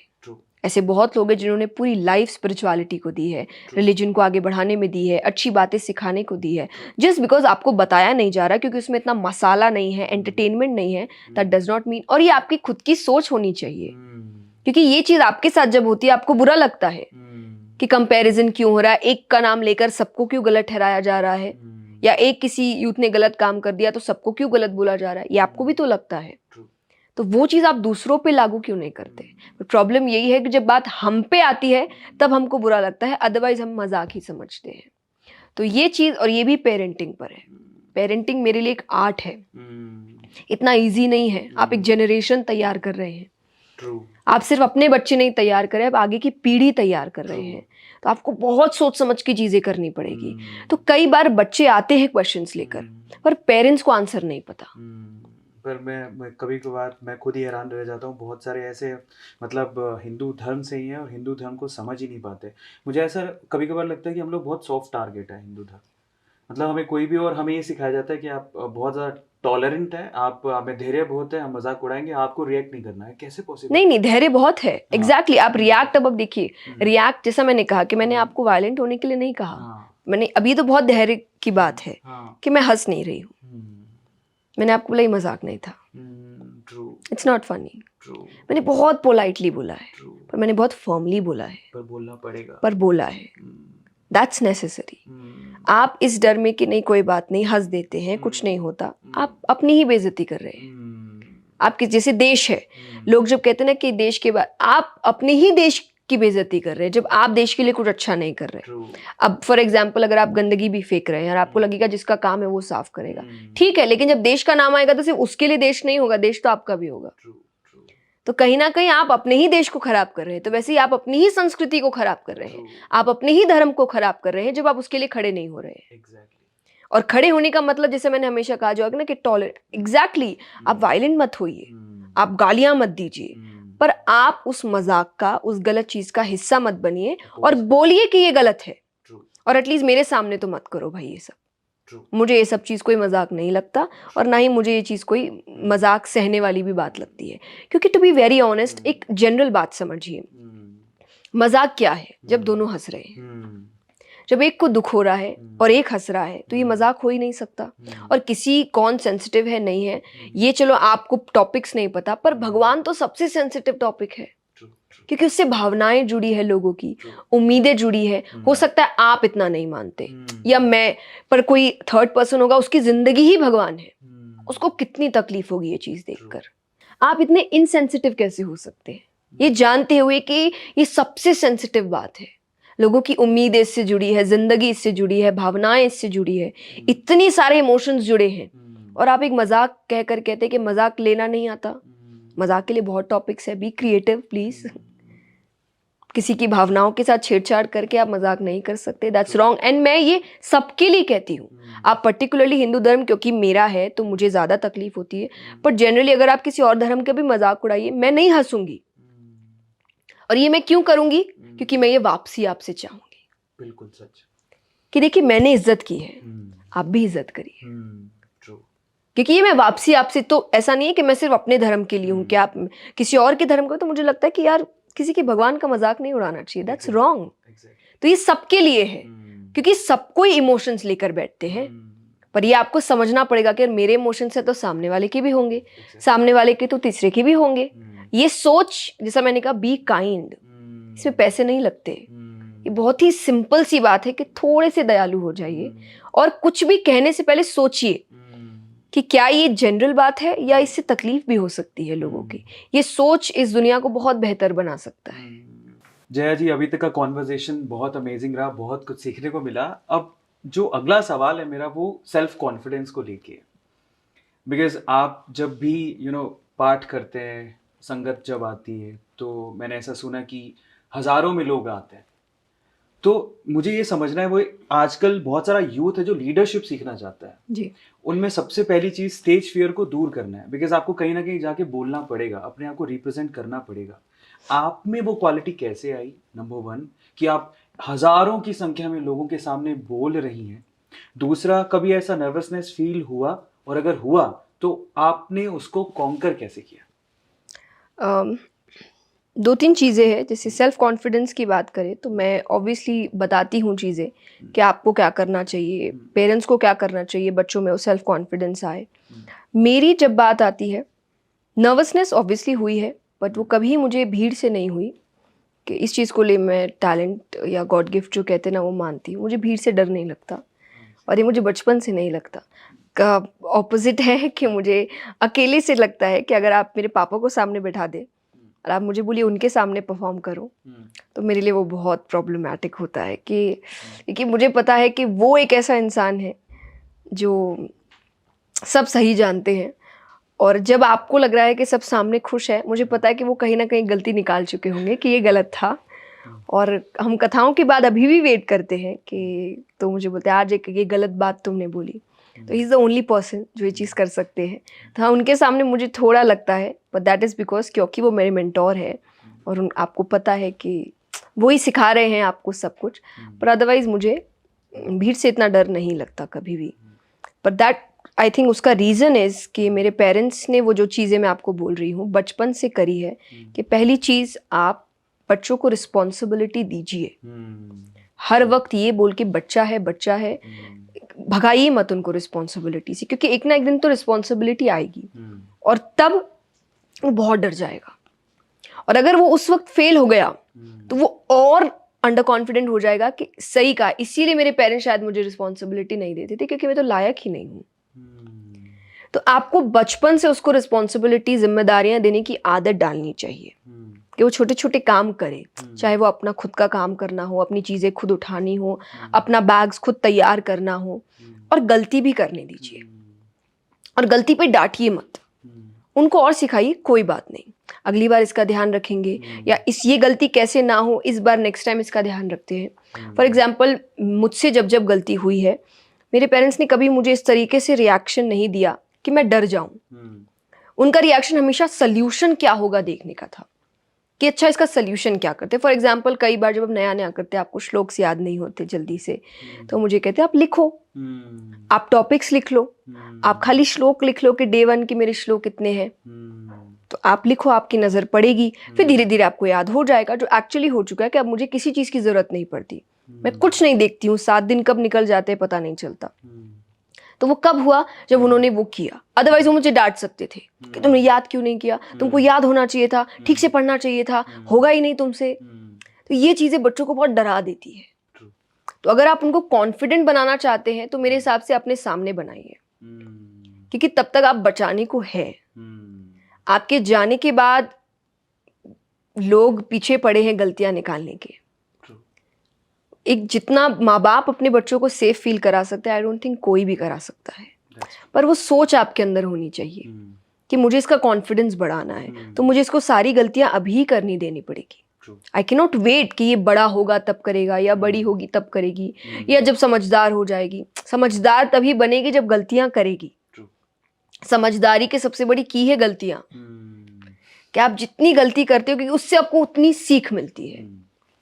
व्यक्ति अगर सिर्फ सही सही सही करता जा रहा है तो वो सीख कुछ नहीं रहा है, क्योंकि अभी उसको लगता है मुझसे जो होता है सही होता है।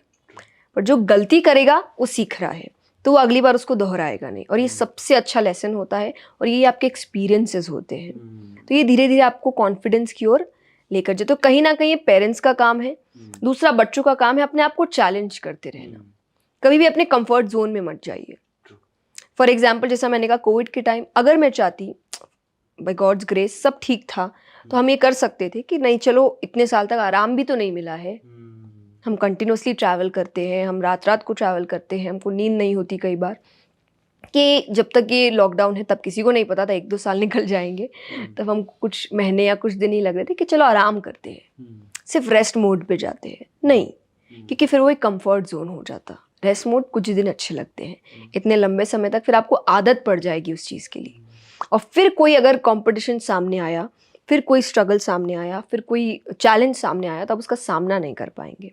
तो कीप चैलेंजिंग योरसेल्फ, नई चीज़ें सीखते रहिए, नई चीज़ें पढ़ते रहिए, कुछ ना कुछ बनाते रहिए। तो इससे भी कॉन्फिडेंस पैदा होता है कि आप कुछ ना कुछ करने के काबिल हैं।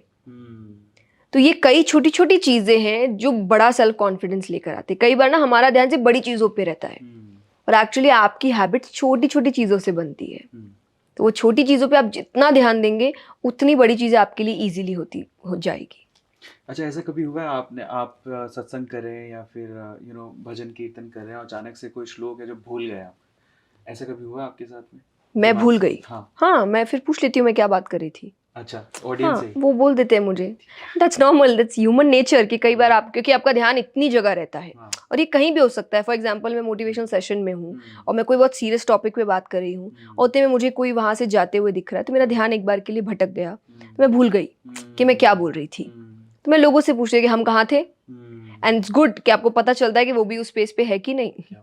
अगर वो भूल गए हैं या वो ध्यान नहीं दे रहे, तो वो बता नहीं पाएंगे, तो आपको पता चल जाएगा कि आप जो बोल रहे हैं वो लोगों तक नहीं पहुंच रहा, या उनके अंदर वो इंटरेस्ट पैदा नहीं कर रहा। तो अपने आप चीज़ों को पलटने की कोशिश करेंगे। तो ये दोनों तरफा है कि इट्स नेचुरल, मैं भूलती हूँ, कई बार आपका ध्यान भटकता है कहीं पर भी हो, लेकिन वो पूछ लेना अच्छा है, तो आपको पता भी चलता है आप सेम पेज पे है कि नहीं। अच्छा, एक और समस्या है यूथ के साथ, क्योंकि बिकॉज आपको बहुत सारा यूथ देखता है, पेरेंटल प्रेशर इतना ज़्यादा है कि बच्चे सिर्फ यही सोचते हैं कि मुझे किसी भी तरह से सक्सेसफुल होना है। जो पेरेंट्स की नज़रों में ना, मेरा बेटा टॉप करेगा, आईआईटी निकालेगा, जेईई निकालेगा, नीट निकालेगा। जब वो एक्सपेक्टेशंस पूरी नहीं हो पाती, सिलेक्शन नहीं हुआ, फेलियर का सामना हुआ, तो डिप्रेशन के साथ साथ बहुत सारे बच्चे इतने ज़्यादा डिप्रेस हो जाते हैं कि सुसाइडल थॉट्स आने लगते हैं। जी, कितना जायज़ है ये अपने आप को ख़त्म करने का थॉट दिमाग में आना? मतलब मुझे लगता है जायज़ तो बिल्कुल भी नहीं है, बट उससे ओवरकम कैसे करें, थॉट प्रोसेस से बाहर कैसे निकले? आपका इसके बारे में क्या? पहला चीज़ जो आपने क्वेश्चन सेल्फ कॉन्फिडेंस का किया था, कि उनका कॉन्फिडेंस खत्म होता है, और ये कहीं ना कहीं पेरेंट्स की एक बहुत बड़ी जिम्मेदारी होती है कि बच्चा एक बार पास नहीं कर रहा, या कुछ आपको लग रहा है कि वो ध्यान नहीं दे रहा, तो आपके वर्ड्स बहुत आपको केयरफुली यूज़ करने पड़ेंगे, क्योंकि हर दिमाग एक नहीं होता। एक और सबसे बड़ी चीज़ मुझे लगती है कि आज के बच्चों को खास करके दुनिया से उतना फ़र्क नहीं पड़ता जितना पेरेंट्स से पड़ता है। कि उनके लिए दुनिया है कि मुझे कोई फ़र्क नहीं पड़ता, पर हाँ, आपके घर वाले ऐसे नहीं करना चाहिए। वो तो आपको समझे, या वो आपकी सिचुएशन को समझे। तो कई बार, कि मैं हमेशा कहती हूँ कि माँ बाप का तरीका गलत हो सकता है, इंटेंशंस गलत नहीं होते। वो इंटेंशन उनका यही है कि आप सक्सेसफुल हो जाओ, वो जब नहीं रहे तब भी आप अच्छे से रहो, आप अपने पैरों पर खड़े, एक्चुअली इंटेंशन सिर्फ इतना है, पर उनको लग रहा है कि उनको कठोर होना पड़ेगा, उनको स्ट्रिक्ट होना पड़ेगा, तो वो आप पे चिल्लाते हैं, वो आपको यूजलेस बोलते हैं, वो आपको डिमीन करने की कोशिश करते हैं, और उनको लगता है कि ये एक तरीका है आपको वापस से काम पे लाने का, पर ये तरीका नहीं होता एक्चुअली। क्यों? द रीजन बीइंग कि बाहर भी उसको यही सुनने मिल रहा है। जब वो बाहर जाता है तो लोग उसको नीचा करने के लिए यही काम कर रहे हैं, तो घर पे वो आता है ये सोचकर कि यहाँ तो मुझे समझने वाले हैं, पर जब वो एग्जैक्ट सेम वर्ड सुनता है तो वहां वो टूटता है। तो पेरेंट्स को यहाँ समझना होगा कि आपको, क्योंकि वो एज इट इज टूटा हुआ ही है कि वो पास नहीं हुआ है, तो आपको और समझाना है कि कोई बात नहीं, ये एग्जाम तुम्हारी जिंदगी नहीं है। हम करियर को जिंदगी बना चुके हैं कि यही मेरी जिंदगी है, यही मेरा सब कुछ है। तो जब आप किसी को सब कुछ का पदवी दे देंगे और उससे हार जाएंगे तो फिर वही है कि आपके पास बचा क्या। जब उम्मीद ही खत्म हो गई हर चीज की तो इंसान करेगा क्या। तो इसीलिए जरूरी है कि पहली चीज तो आप उसको जिंदगी मत बनाइए, वो एक पार्ट है जिंदगी का। बाकी आपकी लाइफ में आपके रिलेशनशिप है, आपका परिवार है, आप खुद हैं, आपकी खुशियां हैं, आपकी इच्छाएं हैं, सब कुछ है। ये सारे पार्ट्स हैं जिनको सबको बैलेंस करके चलना है, तभी आप हर चीज एंजॉय कर पाएंगे। कुछ थोड़ा कुछ कम ऐसे चल सकता है, वो प्रायोरिटी है आपकी, पर एंजॉय सब कुछ करना चाहिए। ये मैं अभी भी मानती हूँ कि मैं भी आज जब बैक टू बैक अगर कोई प्रोग्राम्स कर रही हूँ, कथाएं हैं, इवेंट्स है, सब कुछ है, तो कुछ टाइम बाद मैं अपने आप एक ब्रेक लेती हूँ। मेरे लिए वो ब्रेक फैमिली है, तो मैं फैमिली को बुलाती हूँ, हम सब एक साथ गेट टुगेदर करते हैं, हम रहते हैं, और फिर बस वो 10-15 दिन बाद फिर से हम महीनों तक कथाओं में, पर वो 10-15 दिन मेरे लिए बहुत मायने रखते हैं। लेकिन अगर मैं सोचूं कि नहीं, कोई चीज़ अब मायने ही नहीं रखता, मुझे तो सिर्फ ये कि यही तो मेरी ज़िंदगी और कुछ बचा ही नहीं है, क्योंकि एक टाइम आएगा जब आपको फैमिली की ज़रूरत होगी, पर क्योंकि आपने सारा समय वहीं दे दिया तो फैमिली अब है ही नहीं आपके पास, तब आप रिग्रेट करेंगे। एंड ये बहुत नेचुरल बात है कि आप करेंगे। हर चीज़ का एक समय होता है, तो समय के अनुसार उन चीज़ों को समय दीजिए। तो फैमिली के लिए भी कि आप बच्चों को समय दीजिए। आप ये मत सोचिए कि अरे नहीं अभी तुम पढ़ लो ना, बाद में बैठेंगे साथ में। बाद में आपको नहीं पता, आप बैठने के लिए होंगे, वो बैठने के लिए होगा, ये समय बैठने के लिए होगा, कुछ भी तो नहीं पता। तो वो एक हैप्पी टाइम फैमिली का होना चाहिए, वो भी आजकल नहीं होता। तो बच्चा कहीं पर भी अपना स्ट्रेस उतार नहीं पाता है, उसके अंदर ही रह जाते, क्योंकि कोई बात करने वाला नहीं है घर में। ज्यादा देर बात करने पर ही पेरेंट्स को लगता है कि अरे जाओ काम करो, तुम खाली क्यों बैठे हो। अरे अगर खाली बैठा भी तो आप बैठ जाइए बात करने, थोड़ी देर ही करिए, 10 मिनट ही करिए कि बेटा 10 मिनट बात करते हैं अच्छे से, फिर भले ही पढ़ने जाना, पर 10 मिनट अपने बात करते हैं। आजकल बच्चे खाना भी रूम में मंगा रहे हैं, ठीक है, और पेरेंट्स को भी लग रहा है कि नहीं पढ़ रहा है ना तो वहीं नहीं, खाना खाते तो आप ठीक से नहीं पढ़ सकते ना, तो एक काम करो, उससे छोड़ के खाना फैमिली के साथ आकर खाओ, या आप वीडियो कॉल पे बैठकर खाइए अगर बच्चा बाहर है तो। पर वो टाइम बहुत जरूरी होता है कि वो वापस से आपको इमोशन से कनेक्ट करता है। देखिए आप कंटिन्यूसली एक मशीन की तरह काम कर रहे हैं, ह्यूमन इमोशंस कहाँ गए, वो वापस कैसे आएंगे, वो आएंगे जब अपनों के साथ रहेंगे। तो ये कहीं ना कहीं पूरी तरीके से पेरेंट्स की जिम्मेदारी है। और दूसरा जो मैं हमेशा कहती हूँ कि ये ज़रूरी नहीं सिर्फ इस टॉपिक के लिए है, किसी भी टॉपिक के लिए, कि बच्चों से गलतियाँ होती है। मैंने कई पेरेंट्स को कहते हुए सुना है कि मेरे लिए इज्जत सब कुछ है, इसको ख़राब मत करना वरना मैं मर जाऊंगा। बाप रे, ये बहुत जनरल बात है। चलिए मैंने माना इज्जत बहुत जरूरी होती है, ये बहुत बड़ा बैगेज। हाँ, ये बैगेज आप सोचिए कि इंसान तो इंसान है, और ये बात पेरेंट्स भी जानते हैं, गलतियां पेरेंट्स ने भी की होगी। लेकिन जब बच्चे से गलती हो जाती है, भूले भटके हो गई कोई भी गलती, अब ये तो श्योर है कि वो आपको तो नहीं बताएगा। That's true. क्योंकि अब वो इतना डर गया है कि अब मेरे पेरेंट्स को, तो उसको लगा कि उनको कुछ हो, है ना, आप समझ गया। हम ही कर लेते हैं अब जो उनको कुछ होने से पहले। चलिए ये नहीं भी हुआ कि कोई इतने तो स्ट्रांग है कि सुसाइड का रास्ता ना अपनाए, तो वो हेल्प मांगते हैं। आपको लगता है कि कोई जेन्युइनली उनकी हेल्प करेगा? बाहर का इंसान, वो तो अपना फायदा भी लेगा।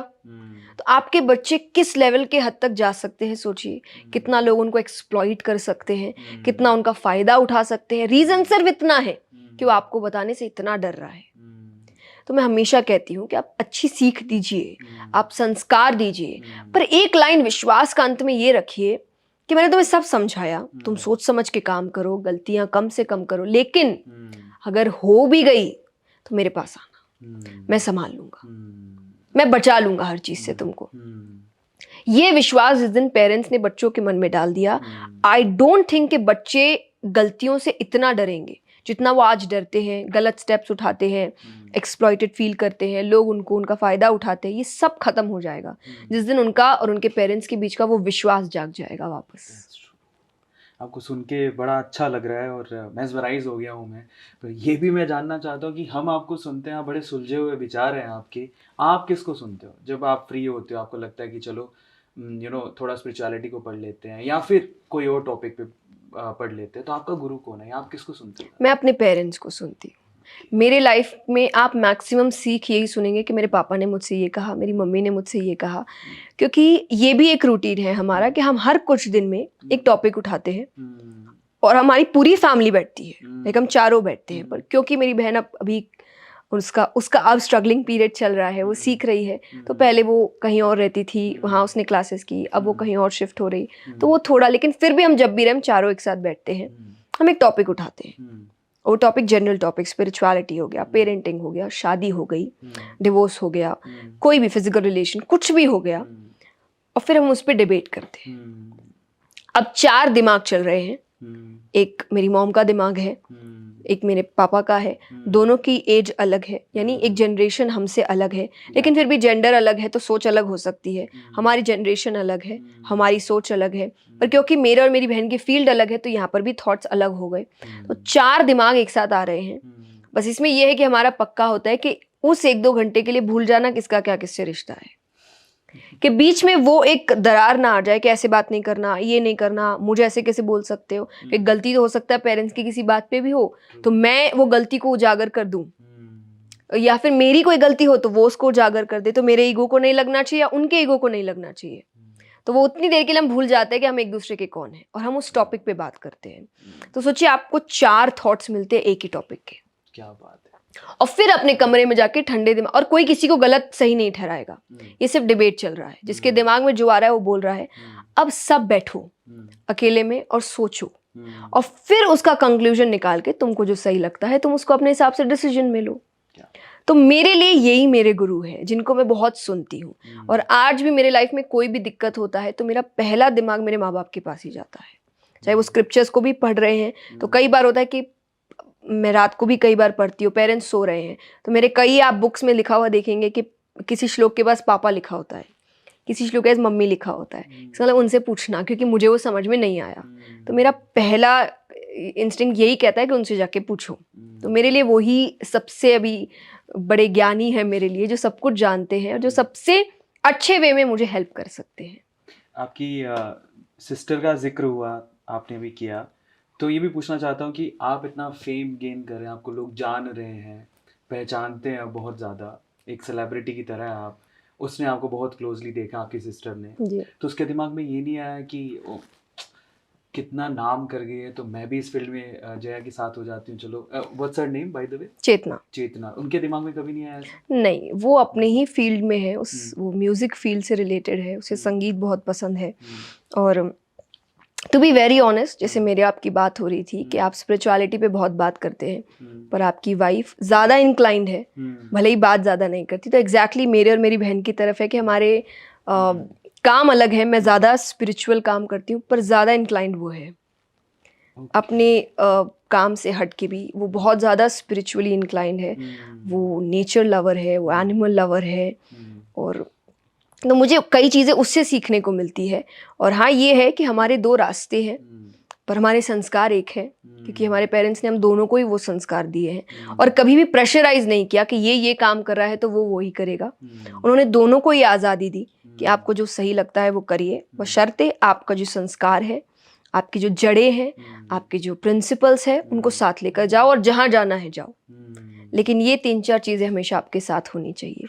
तो वो संस्कार की वजह से उसके मन में कभी नहीं है कि क्योंकि इसको ये फ़ायदा हो रहा है तो मैं भी इस फील्ड में आऊँ, या मैं सोचूं कि उसको, फॉर एग्जांपल मुझे कई बार लगता है कि नहीं उसकी नॉर्मल लाइफ तो उसको तो बड़ा फ़ायदा होगा, तो मैं सोचूं कि हम दोनों में ये चीज़ें नहीं है। वो अपने फील्ड में बहुत अच्छा काम कर रही है, उसके बहुत अच्छे आइडियाज़ हैं, हाँ वो मुझे हेल्प करती है, मैं उसे हेल्प करती हूँ। तो हमारा परिवार कहना है जिसमें 4 दिमाग हैं, पर एंड एक साथ ही आता है चारों का। तो वो संस्कार, वो प्रिंसिपल्स, वो भगवान, वो सत्संग, इन चीज़ों को जोड़ कर रखता है। जब ये पॉडकास्ट स्टार्ट हो रहा था तो हम टीम से सवाल पूछ रहे थे, तो एक टीममेट का क्वेश्चन था जो आपने सुना भी था, तो मैं उससे अभी पूछना चाहूँगा। जब आप पंडाल में बैठ के इतने सारे ऑडियंस को, इतने सारे लोगों को सत्संग देते हैं, उसमें आपकी उम्र से बड़े लोग भी होते हैं बहुत सारे, तो बहुत सारी औरतें हैं, वी कैन से नारियां हैं, उनको सम्मान से कहते हैं। सो वो आपके पास आती हैं, जब आपका पूरा सत्संग सुनती हैं, आपके पाँव पड़ती हैं, तो आपको क्या फील होता है? तब आप आप क्या उस वक्त फील कर रहे होते हो? वो एक पर्टिकुलर मोमेंट पे आपका थॉट प्रोसेस क्या होता है, वो जानना चाहते ये 2 मोमेंट्स हैं कि हम्म। पहले जब हम व्यास गद्दी पे बैठते हैं, जहाँ पर बैठकर कथा सुनाई जाती है, और जिसको स्क्रिप्चर्स के अनुसार द अल्टीमेट प्लेस कहा जाता है, सबसे ऊंचा स्थान माना गया है। और एक्चुअली वो इज्जत, वो सम्मान, वो पैर पड़ना कहीं ना कहीं मेरे लिए नहीं, उस गद्दी के लिए होता है। तो जब उस पर रहते हैं तो तब मुझे मुझे अटपटा नहीं लगता, क्योंकि वो जगह अलग है।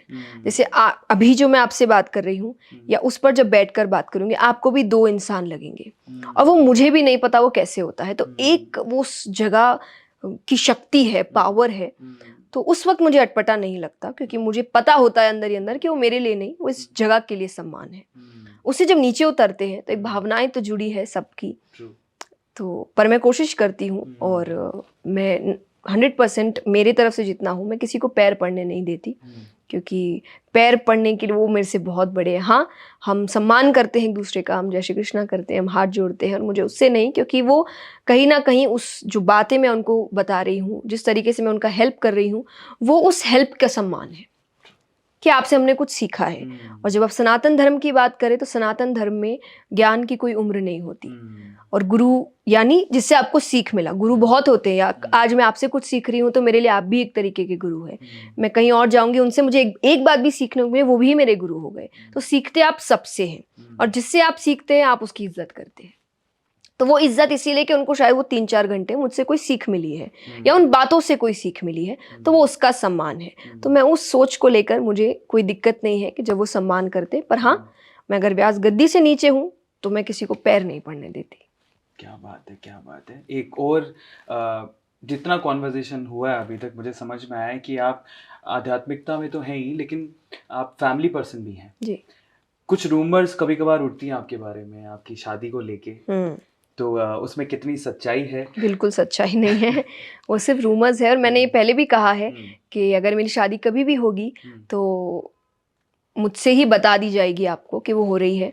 मेरे चैनल्स है, वेरीफाइड चैनल्स है, और जब भी होगी आपको डायरेक्टली बता दी जाएगी। पर अदरवाइज सब रूमर्स है, क्योंकि मुझे बहुत कुछ करना है, मेरे बहुत सपने हैं। हाँ, हम ये भी मानते हैं जब लिखा है तब होना ही है। पर अगर आपके खुद के हिसाब से सोच की बात कही जाए तो अभी ऐसी कोई सोच नहीं है मेरी कि शादी के बंधन में मैं बंध जाऊं। But to be very honest, करेंगे, क्योंकि साधु या साध्वी या संत मैं अपने आप को नहीं मानती। मैं एक बहुत ही नॉर्मल लड़की हूँ, जैसे आप हम सब है, अपने घरों में रहते हैं, परिवार के साथ, दोस्तों के साथ, अपनी इच्छाएं भी पूरी करते हैं। एक नॉर्मल लाइफस्टाइल जो होती है हर व्यक्ति की, वो जीते हैं। पर साथ ही साथ मैं बहुत स्पिरिचुअल हूँ, मैं बहुत रिलीजियस हूँ, मैं भगवान को बहुत मानती हूँ, और शायद इन्हीं के कारण आज जो मैं कर रही हूँ वो है। पर अदरवाइज क्योंकि मैंने कहा नॉर्मल है, तो शादी भी होगी, परिवार भी होगा, सब कुछ होगा, पर अपने टाइम पर होगा। तो उस टाइम का इंतजार करिए, और रूमर्स के बारे में ज़्यादा ना सोचें। नहीं, पर एक यूट्यूब चैनल था जो आपके बारे में इस चीज़ को लेके बैक टू बैक वीडियोस बना रहा था, तो वो क्या इंसिडेंट था और उसको कैसे टैकल नहीं, किया? कई इंसिडेंट, यूट्यूब चैनल्स है कई जो व्यूज़ के लिए आप, कभी मेरी शादी अब्रॉड में होती है, कभी इंडिया में होती है, कभी किसी गांव में होती है, कभी बिजनेसमैन के साथ है, कभी पॉलिटिशियन के साथ है, कभी किसी के साथ है। तो जैसा मैंने कहा कि क्योंकि इतने रूमर्स है, काफ़ी रूमर्स फैलते, तो आप खुद ही समझ सकते हैं कि रूमर्स है, ये लाइक्स इत्यादि के लिए लोग करते हैं, जो कहीं ना कहीं, जैसा सोशल मीडिया का ज़माना है, तो जितना ही अच्छा है उतना इसके डिसएडवांटेज, ये 2 पहलू है। तो जो डिसएडवांटेजेस है उनकी तरफ मत जाइए, और जो मैंने हमेशा कहा कि आप लोगों को जज बाहरी बातों से मत करिए, आप उनसे सुनिए उनकी कहानी। तो मेरे लिए भी जब मैंने आपको कह रही हूँ कि शादी होगी तो आपको बता दिया जाएगा, और मुझसे ही बता दिया जाएगा, क्योंकि छुपाने वाली बात नहीं है। देखिए, कोई ऐसे छुपा के नहीं रह सकता, तो जब होगी तब पता चल जाएगा, और मुझसे ही पता चलेगा। तो तब तक आप दूसरों पे विश्वास मत करिए। रूमर्स पे विश्वास नहीं करना है, बिल्कुल सही बात है, इस चीज़ को ध्यान में रखिएगा आप। और अब अगला जो सवाल है वो बहुत बहुत इम्पोर्टेंट है और ये इस सेगमेंट का आखिरी सवाल है, उसके बाद हम लोग अगले सेगमेंट की तरफ चलेंगे। बिकॉज आपको लोग अगेन मैं कहूँगा कि आप एक आइडल की तरह हो, तो मुझे लगता है कि आपकी जो दिनचर्या होगी, जो स्केड्यूल आपने अपने लिए डिसाइड किया होगा, वो भी बहुत आइडियल होगा। तो लोगों का इंटरेस्ट होगा इस चीज़ को जानने में कि आप एक्चुअली कैसी दिनचर्या जीती हैं, क्या स्केड्यूल रहता है आपका पूरे दिन का? देखिए 2 स्केड्यूल्स रहते हैं मेरे, जब मैं इवेंट्स में हूँ, कथाओं में हूँ, सेशंस में हूँ अपने, तो तब एक बहुत ही डिसिप्लिन्ड स्केड्यूल होता है, जहाँ हर चीज़ टाइमली होती है, उठना टाइमली होता है, खाना टाइमली होता है, पढ़ाई टाइमली होती है, कथा टाइमली होती है। और तब इतना हॉबीज़ का आई डोंट थिंक सो मुझे समय मिलता है, क्योंकि मेरा दिन काफ़ी निकल जाता है, लोगों से मिलना होता है, मीटिंग्स होती है, हम स्कूल्स जाते हैं, गौशालाएं जाते हैं, कई जगह जाते हैं, लोगों से मिलते हैं, बात करते हैं, प्रेस कॉन्फ्रेंसेज होती है। तो एक थोड़ा हेक्टिक भी है पर डिसिप्लिन भी है, जहाँ एक समय तय होता है हर चीज़ का और उससे आगे पीछे नहीं होता। पर जब घर पे होते हैं तो आप एक रेस्ट मोड पे होते हैं, तो दिनचर्या नॉर्मल होती है कि आप एक टाइम पे उठते हैं, आप तैयार होते हैं। फिर उसके बाद मेरे 1-2 चीज़ है जो मैं कभी मिस नहीं करती, दैट इज़ मंत्र चैंटिंग, मेरी पूजा। मंत्र चैंटिंग मेरे लिए मेडिटेशन है, तो अगर आप उसका नाम देखें, मेरी मेडिटेशन और मेरी पूजा, ये मैं सुबह भी करती हूँ और सोने से पहले भी करती हूँ। तो नो मैटर व्हाट मैं कहाँ हूँ, ये 2 चीज़ें हमेशा होती है। बाकी चीज़ें इधर उधर हो सकती है, पर ये 2 चीज़ें कभी इधर उधर नहीं होती। तो ये पक्का है। और बाकी फैमिली टाइम होता है। फिर जैसा मैंने कहा कि हम सारी मील्स एक साथ करते हैं, और बाकी फिर आप ऑफिस जा रहे हैं, आप मीटिंग्स अटेंड कर रहे हैं, कि घर जाने के बाद भी बहुत काम होते हैं, आपको टीम से मिलना होता है, आपको नए प्रोजेक्ट्स प्लान करने होते हैं। तो ये चीज़ें मिक्सड अप होती है, ये डिसिप्लिन्ड वे में नहीं होती, क्योंकि आपको पता नहीं होता। आप जस्ट आए हैं तो आप बैठते हैं, थोड़ा समय लेते हैं बनाने का, तो कोई बहुत अतरंगी सा शेड्यूल नहीं होता मेरा, एक नॉर्मल सा शेड्यूल है जो आप चीज़ें सोचते हैं, क्योंकि बस काम बहुत होता है, अलग अलग प्रोजेक्ट्स होते हैं, तो आपका दिमाग काफ़ी जगह लगता है। अदरवाइज मेरा रेस्ट मोड इज़ फैमिली। क्या फैमिली के साथ रहिए, खाइए, एंजॉय करिए, मूवीज़ देखिए, अच्छी अच्छी मूवी अगर कोई निकल रही है जो अच्छी सीख देती है वो देखिए, बातें करिए, डिबेट्स करिए क्योंकि वो भी कम मिलता है। तो ये बहुत ही सिंपल सी, दोस्तों से मिलती हूँ मैं, काफ़ी समय बाद जाती हूँ तो मैं उनको घर बुलाती हूँ या उनके घर जाती हूँ। बाहर जाना थोड़ा मुश्किल होता है क्योंकि लोग पहचानते हैं और फिर वो आपके प्राइवेसी में एक तरीके से दिक्कत हो जाती है, तो मैं बाहर थोड़ा कम ही कोशिश करती हूँ। पर हम घर बुलाते हैं, पूरा पूरा दिन एक साथ बिताते हैं, बातें करते हैं। तो बड़ी सिंपल सी दिनचर्या होती है मेरी जब मैं घर पे रहती हूँ। आप मूवी का जिक्र कर रहे थे, तो लास्ट मूवी आपने कौन सी देखी है और उससे क्या सीखा आपने? लास्ट मूवी मैंने काफ़ी देर बाद देखी, लेकिन जो मुझे काफ़ी समय पहले देख लेनी चाहिए थी, पर मैं कंटिन्यूअसली बाहर थी और हम चाहते थे कि ये मूवी खास करके हम सब एक साथ देखें, पूरी family, that is Kashmir files. तो हमने लास्ट मूवी वही देखी और सीख तो आप, जो हम बात कर ही रहे थे कि आप, तो सीख तो बहुत कुछ मिली और बहुत भावुक मूवी है, एक सच को सामने लेकर आ रही है। तो अच्छा लगा बहुत देखकर और अच्छा लगा कि ये सच सामने आया, बहुत समय बाद पर आया। तो लास्ट मूवी हमने यही देखी थी। वो देखने के बाद एक्चुअली मुझे पहली बार ऐसा लगा कि एकदम ये जो हिंदू हैं वो एक साथ आए कि हमें सपोर्ट करना चाहिए, देखना चाहिए। अमेजिंग ये सेशन। मुझे तो ऐसा लग रहा है कि ये सवाल जवाब का सेशन कभी ख़त्म ही ना हो। बहुत सारे सवाल हैं लेकिन टाइम का कंस्ट्रेंट है। अब इस सेगमेंट को ख़त्म करते हैं, अगले सेगमेंट की तरफ चलते हैं जिसका नाम है रैपिड फायर। और आई थिंक आपने जया जी को इससे पहले ऐसे सेगमेंट में कभी नहीं देखा होगा, तो स्टे ट्यून्ड। हम आपसे सवाल पूछेंगे और आपको रैपिडली उसके आंसर देने हैं, है ना। अभी तक हम जितने सवाल पूछ रहे थे बहुत आंसर बिल्कुल रिलैक्स होकर दे रहे थे, लेकिन अभी हमें कोशिश करना है कि हम जल्दी से जल्दी आंसर करें। तो तैयार हैं आप? हाँ जी। चलिए। और एक्चुअली मैं बार बार ये बात बोल रहा हूँ कॉन्फिडेंस के लिए। कई बार हम लोग रैपिड फायर राउंड स्टार्ट करते हैं तो जनरली मैं पूछता हूँ उनसे, तो वो लोग यही कहते हैं कि हाँ थोड़ा डर रहा हूँ, लेकिन आप तो ऐसे चलिए शुरू करते हैं। पहला सवाल, रैपिड फायर का first question, your favourite place.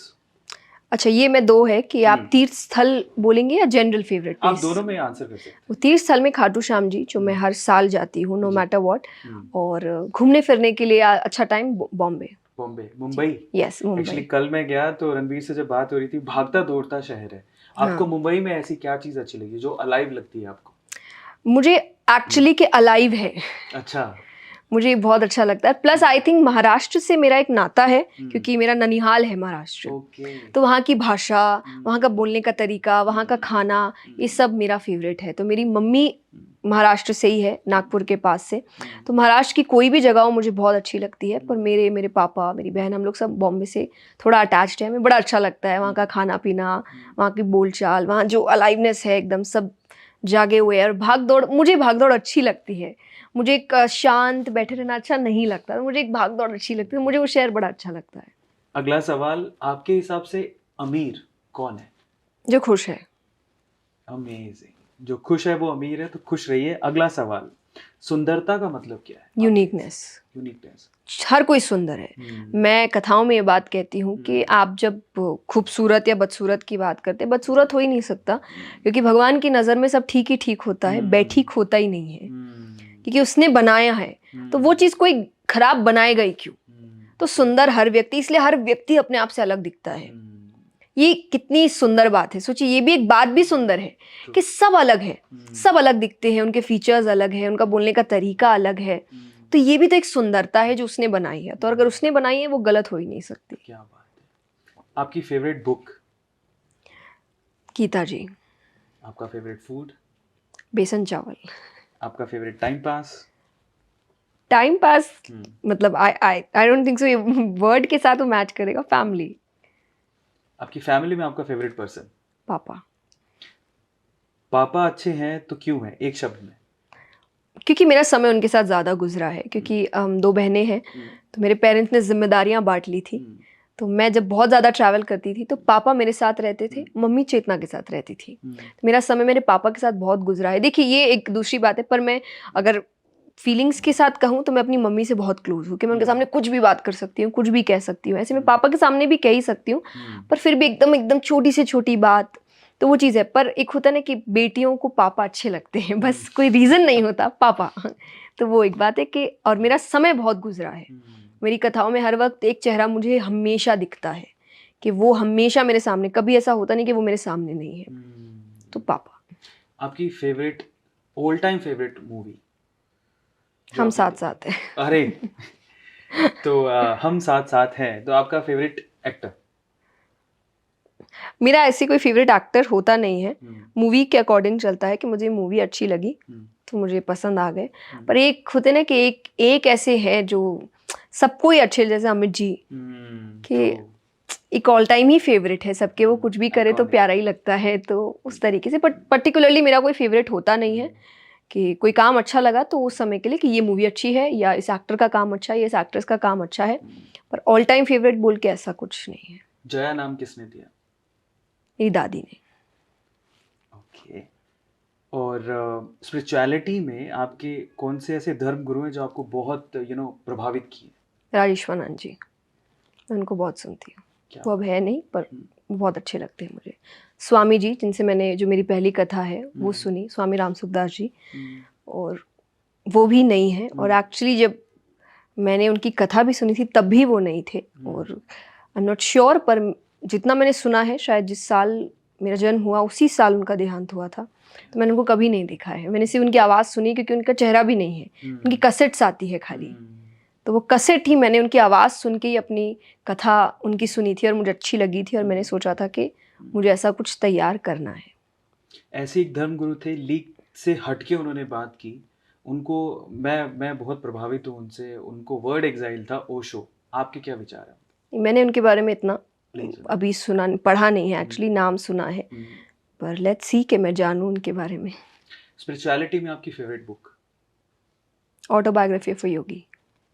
और अगर स्पिरिचुअलिटी छोड़ दें तो ऐसा कौन सा फील्ड है जो आपको बहुत प्रभावित करता है? संगीत, क्योंकि मैं भजन भी गाती हूँ। ठीक है, तो आपका अगर हम लोग भजन छोड़ दें, अच्छा पहले भजन पे ही आते हैं, आपका फेवरेट भजन कौन सा है जो आप जनरली गाते हैं? हम तुम्हारे हैं प्रभु जी। क्या बात है। और अगर हम भजन ये सेगमेंट छोड़ दें तो उसके अलावा बहुत सारे सेगमेंट है, ऐसा कौन सा गाना है जो आपको बहुत अच्छा लगता है? 2-3 गाने हैं, पर एक गाना जो मुझे बहुत पसंद है, दैट इज़ तुझसे नाराज़ नहीं ज़िंदगी, हैरान हूँ मैं। आप अपनी जो कथाएं करते हैं उनमें आप गुनगुनाते हैं, भजन गाते हैं, और हमने सुना है कि आप बहुत अच्छा गाते हैं, तो 2 लाइनें हमारे व्यूअर्स के लिए हो जाए किसी भी भजन की।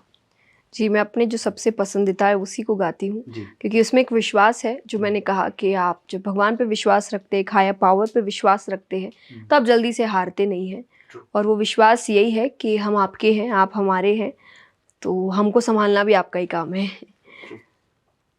हम तुम्हारे थे प्रभु जी, हम तुम्हारे हैं, हम तुम्हारे ही रहेंगे, ओ मेरे प्रियतम।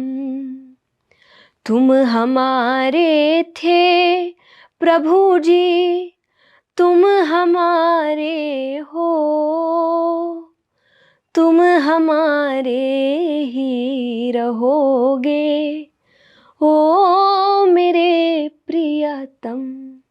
क्या बात है, एकदम सधे हुए सुर लगे हैं, कमाल है। तो ये आपने सीखा कहीं? जी, मैंने संगीत ऐसे 3 साल सीखा है, पर फिर भी मैं अपने आप को इसीलिए सिंगर नहीं कहती, क्योंकि जो समय मुझे संगीत को देना चाहिए, रियाज़ के लिए देना चाहिए, वो मैंने नहीं दिया है, क्योंकि फिर मैं अपने कामों में लग गई थी। इसीलिए मैं ये कहती हूँ, मैं कथाकार हूँ, मैं स्पिरिचुअल स्पीकर हूँ, मैं मोटिवेशनल स्पीकर हूँ, पर मैं सिंगर नहीं हूँ, क्योंकि मैंने उस फील्ड में इतनी मेहनत नहीं की है। तो जब की नहीं है तो आप नाम ले नहीं सकते, पर कोशिश है, थोड़ा मुझे संगीत अच्छा लगता है, खास करके भजन। तो क्योंकि यही मेरा मेडिटेशन है, यही मुझे पीस देता है, और मैं कभी भी उदास हूँ तो मैं भजन सुनती हूँ, मैं भजन गाती हूँ, और शायद कुछ मिनटों में वो उदासी चली जाती है। क्या बात है, क्या बात है, तालियां हो जाए एक बार। All time favourite female voice? Lata ji, definitely. That's true, that's true. All time favourite male voice? Kishore Kumar ji. आपके पापा किन के फैन हैं? मेरे पापा आई थिंक किशोर दा के फ़ैन हैं, और रफ़ी साहब के फ़ैन हैं, मन्ना डे साहब के फ़ैन हैं। तो वो एक्चुअली जो पुराने सिंगर्स थे उनके बहुत बड़े फ़ैन हैं। वो म्यूजिक में हो गया। अगर मैं आपसे पूछूं कि क्या वो आपके फैन है, जब आपको वो देखते हैं तो वो किस वे से देखते हैं? बहुत खुशी से, और मतलब मुझे अपने आप को देखना अच्छा नहीं लगता, पर मेरे पापा मेरी मम्मी दोनों को, मतलब आज भी यूट्यूब चैनल में जब हम चैनल है जो उसमें अपलोड करते हैं, भजन्स है और वीडियोस है, सभी है, रोज़ सुबह का उनका एक रूटीन है कि वो सुबह उठ के सारे वीडियोस देखते हैं, और मुझे बड़ा अटपटा लगता है कि मुझे अपने आप को स्क्रीन पे देखना अच्छा नहीं लगता, कि मुझे ऐसा लगता है कि वो तो हो गया ना, तो अब मुझे मत देखो वापस। लेकिन उनको बहुत अच्छा लगता है और वो बहुत खुशी से देखते हैं, और एक्चुअली वो ही सब कुछ है। मेरी ज़िंदगी की सबसे बड़ी खुशी यही है जब उनके चेहरे पे वो खुशी आती है, मुझे ऐसा कुछ काम करते हुए देखते हुए जो उनको लगता है कि अच्छा है बहुत। स्कूल टाइम का ऐसा कोई इंसिडेंट जो आपके पापा को आपने बताया नहीं? ऐसा कुछ हुआ नहीं, क्योंकि मैं बहुत ही अच्छी स्टूडेंट थी, पढ़ाई वाइज नहीं, पढ़ाई में एवरेज स्टूडेंट थी, पर क्योंकि मैं काम करती थी और थोड़ा बहुत स्कूल मिस होता था, तो एक टीचर्स की नज़र में मैं हमेशा थी। तो मुझे ऐसा लगता था कि अगर मैंने कोई गलती कर दी तो ये बात तो तुरंत पेरेंट्स तक जाएगी, तो इसीलिए मैं गलतियां नहीं करती थी। मैंने कभी भी क्लासेस जल्दी से बंक नहीं की, स्कूल बंक करना तो बहुत दूर की बात है। तो मैं गलतियों से बचती थी, और तो ऐसा कुछ खास है नहीं जो मेरे पापा को नहीं पता हो। Favourite politician? I think Atal Bihari Vajpayee ji. क्या बात है, देना चाहिए हमें आंसर। वो हमारे, मुझे लगता है कि जितने भी प्राइम मिनिस्टर हुए हैं, प्रधानमंत्री हुए हैं जी, उनमें वन ऑफ द बेस्ट थे। आपने उनको सुना है, अटल बिहारी वाजपेयी जी? हाँ जी, मैंने कई बार उनको सुना, उनकी बातें मुझे काफ़ी अच्छी लगती है। मेरे पापा ने मुझे एक्चुअली सबसे पहली बार सुनाया था, और वो मुझे सुनाते रहते हैं, वो कुछ ना कुछ, वो न्यूज़ देखेंगे तो मुझे बैठाते हैं, पर जैसा मैंने कहा मुझे काफ़ी कम समय मिलता है इस चीज़ों का, इसीलिए मुझे इतना पता नहीं होता है कि जनरली क्या हो रहा है, कितना है, पर जितना पता होता है उस हिसाब से तो मुझे वो अच्छे लगते हैं। मैंने उनको जब सुना, और वो सबको अच्छे लगते हैं, मुझे ऐसा लगता है। हमें आज़ादी बहुत मेहनत से मिली है, तो ऐसा कोई क्रांतिकारी, आज़ाद भगत परिंदा, सिंह। भगत सिंह, क्या बात है। उनका सबसे अच्छी चीज़ क्या लगती है आपको? डिवोशन, जैसा आप मुझसे पूछ रहे यंग एज में, उस यंग एज में अपने देश के लिए डिवोशन, दैट्स ट्रू। इतनी देशभक्ति, it's amazing. Favourite TV channel? I don't know, ऐसा कोई फेवरेट नहीं है मेरा, मैं कुछ भी देख सकती। जैसे मैंने कहा ना, मुझे कुछ मैं अकेली मैं कुछ भी देख सकती हूँ, कई बार मुझे पता भी नहीं चलता सामने कौन सा चैनल चल रहा है कि मैं अब बैठी हूँ बस में कि मेरा थॉट्स कहीं और चले जाते हैं। टीवी तो एज कोई ऐसा कोई पर्टिकुलर चैनल नहीं है कि मैं तो इसी चैनल को ही देखूंगी, कुछ भी चल सकता है। बस वो अगर एंटरटेनमेंट पीरियड है तो बस एंटरटेन होना चाहिए, दैट्स इट। तब मैं वो उतना ही दिमाग लेके चलती हूँ कि ये मेरा एंटरटेनमेंट पीरियड है, तो मुझे थोड़ा कभी कोई मजाक हो गया, कोई यूट्यूब चैनल पे मैंने कोई हंसी मजाक के वीडियोस देख लिए, कभी कोई मूवीज़ के हंसी मजाक के वीडियोस देख लिए, हेरा फेरी तो ये सब चीज़ें थोड़ा सा जब हंसने के मूड में तो देख, तो कोई ऐसे कोई पर्टिकुलर चैनल नहीं है। नेटफ्लिक्स, अमेजोन प्राइम, सोनी, सब में कुछ ना कुछ अच्छा जिसमें अच्छा निकलेगा वो देखेंगे। नेटफ्लिक्स में कोई अच्छी मूवी निकली है, वेब सीरीज, तो हम उसको देखेंगे। और अगर कहीं और प्राइम वीडियो है, कहीं पर भी कुछ निकलेगा जो अच्छा है और मुझे लगता है कि हमें देखना चाहिए, तो हम देखते हैं। तो वो कोई पर्टिकुलर नहीं हम इसी को देखेंगे, आप जिसमें अच्छी चीज़ निकालेंगे हम उसको देखेंगे। हमारा ध्यान अच्छी चीज़ पर है। जो हमारी एंटरटेनमेंट इंडस्ट्री है बेसिकली दो चीज़ों को देखती है।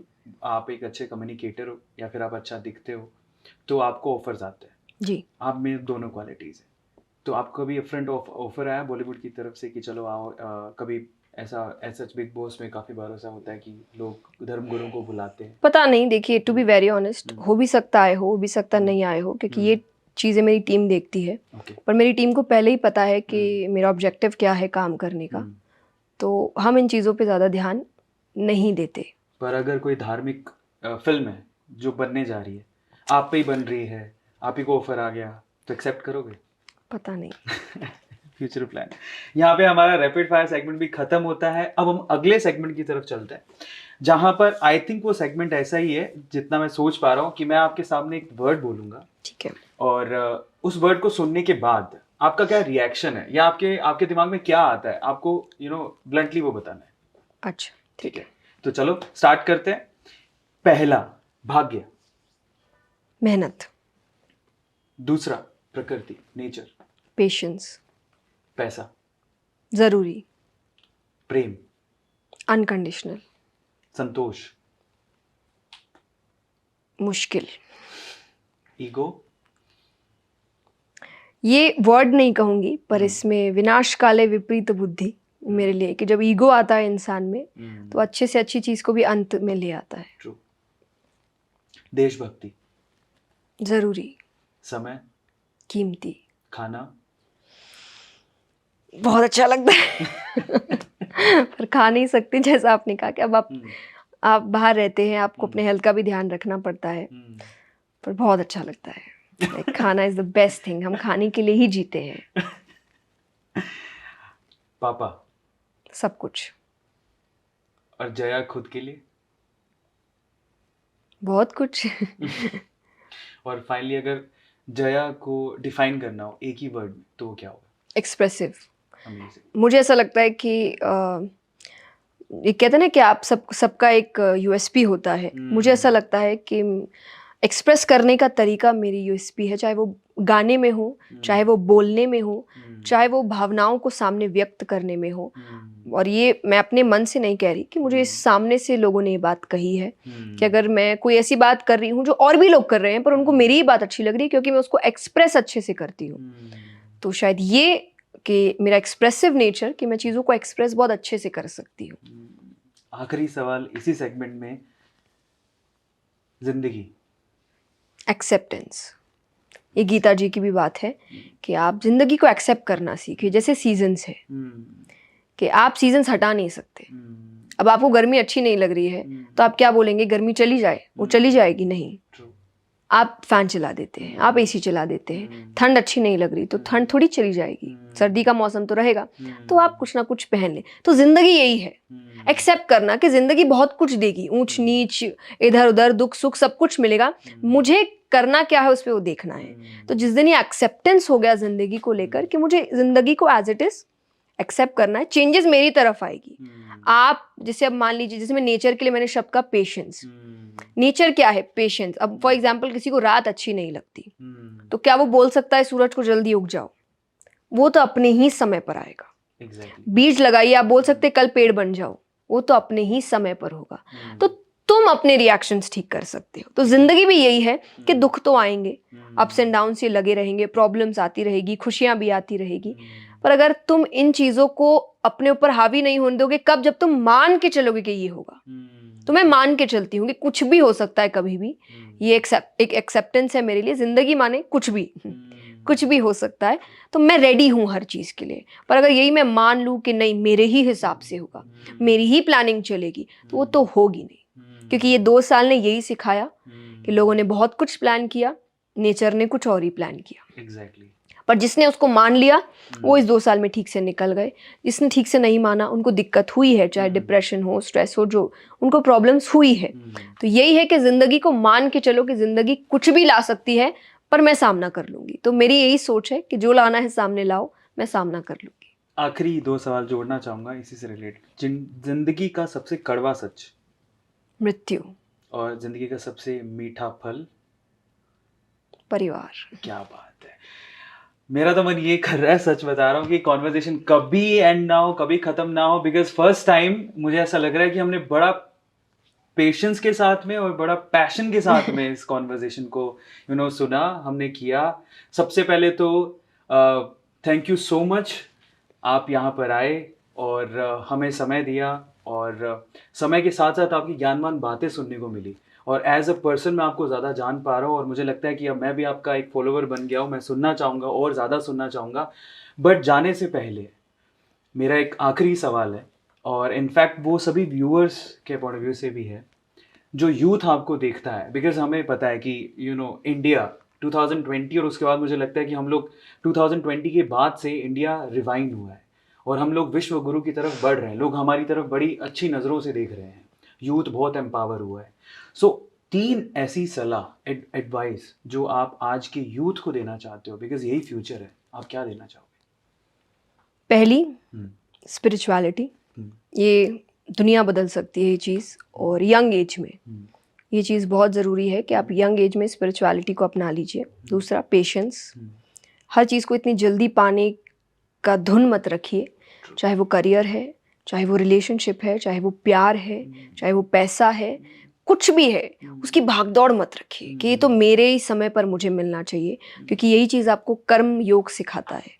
फल की चिंता का मतलब क्या है कि फल की चिंता मत कर, क्योंकि फल की चिंता जब होती है तब आप एक टाइम पीरियड बांध देते हैं कि ये तो इसमें ही होना चाहिए, नहीं हुआ तब तो मैं छोड़ दूंगा। तो ये गलत है। तो आप जब कर्म योग देखते तो कर्म करो, बस वो कहीं ना कहीं उसका फल मिलेगा। कई बार ऐसा हुआ है कि मैंने मेहनत कहीं और की है, फल मुझे कहीं और मिल गया, और दूसरों को लग सकता है कि अरे इसको तो ये एक रात में मिल गया। जो एक बात भी सक्सेस कि एक रात की बात लगती है, नहीं, बात तो है कि सालों से उसकी मेहनत चल रही है, वो आपको नहीं दिखी है, लेकिन आपके सामने जब सक्सेस आया तो आपको वो एक इवेंट का सक्सेस लगा कि अरे पहली बार में। उसके पहले कितने इवेंट्स फेल हुए आपको नहीं पता। तो वही चीज़ है कि वो पेशेंस, लेकिन वो चीज़ें आपको जो सिखा रही है वही आप अपने सक्सेसफुल इवेंट में बोलते हैं।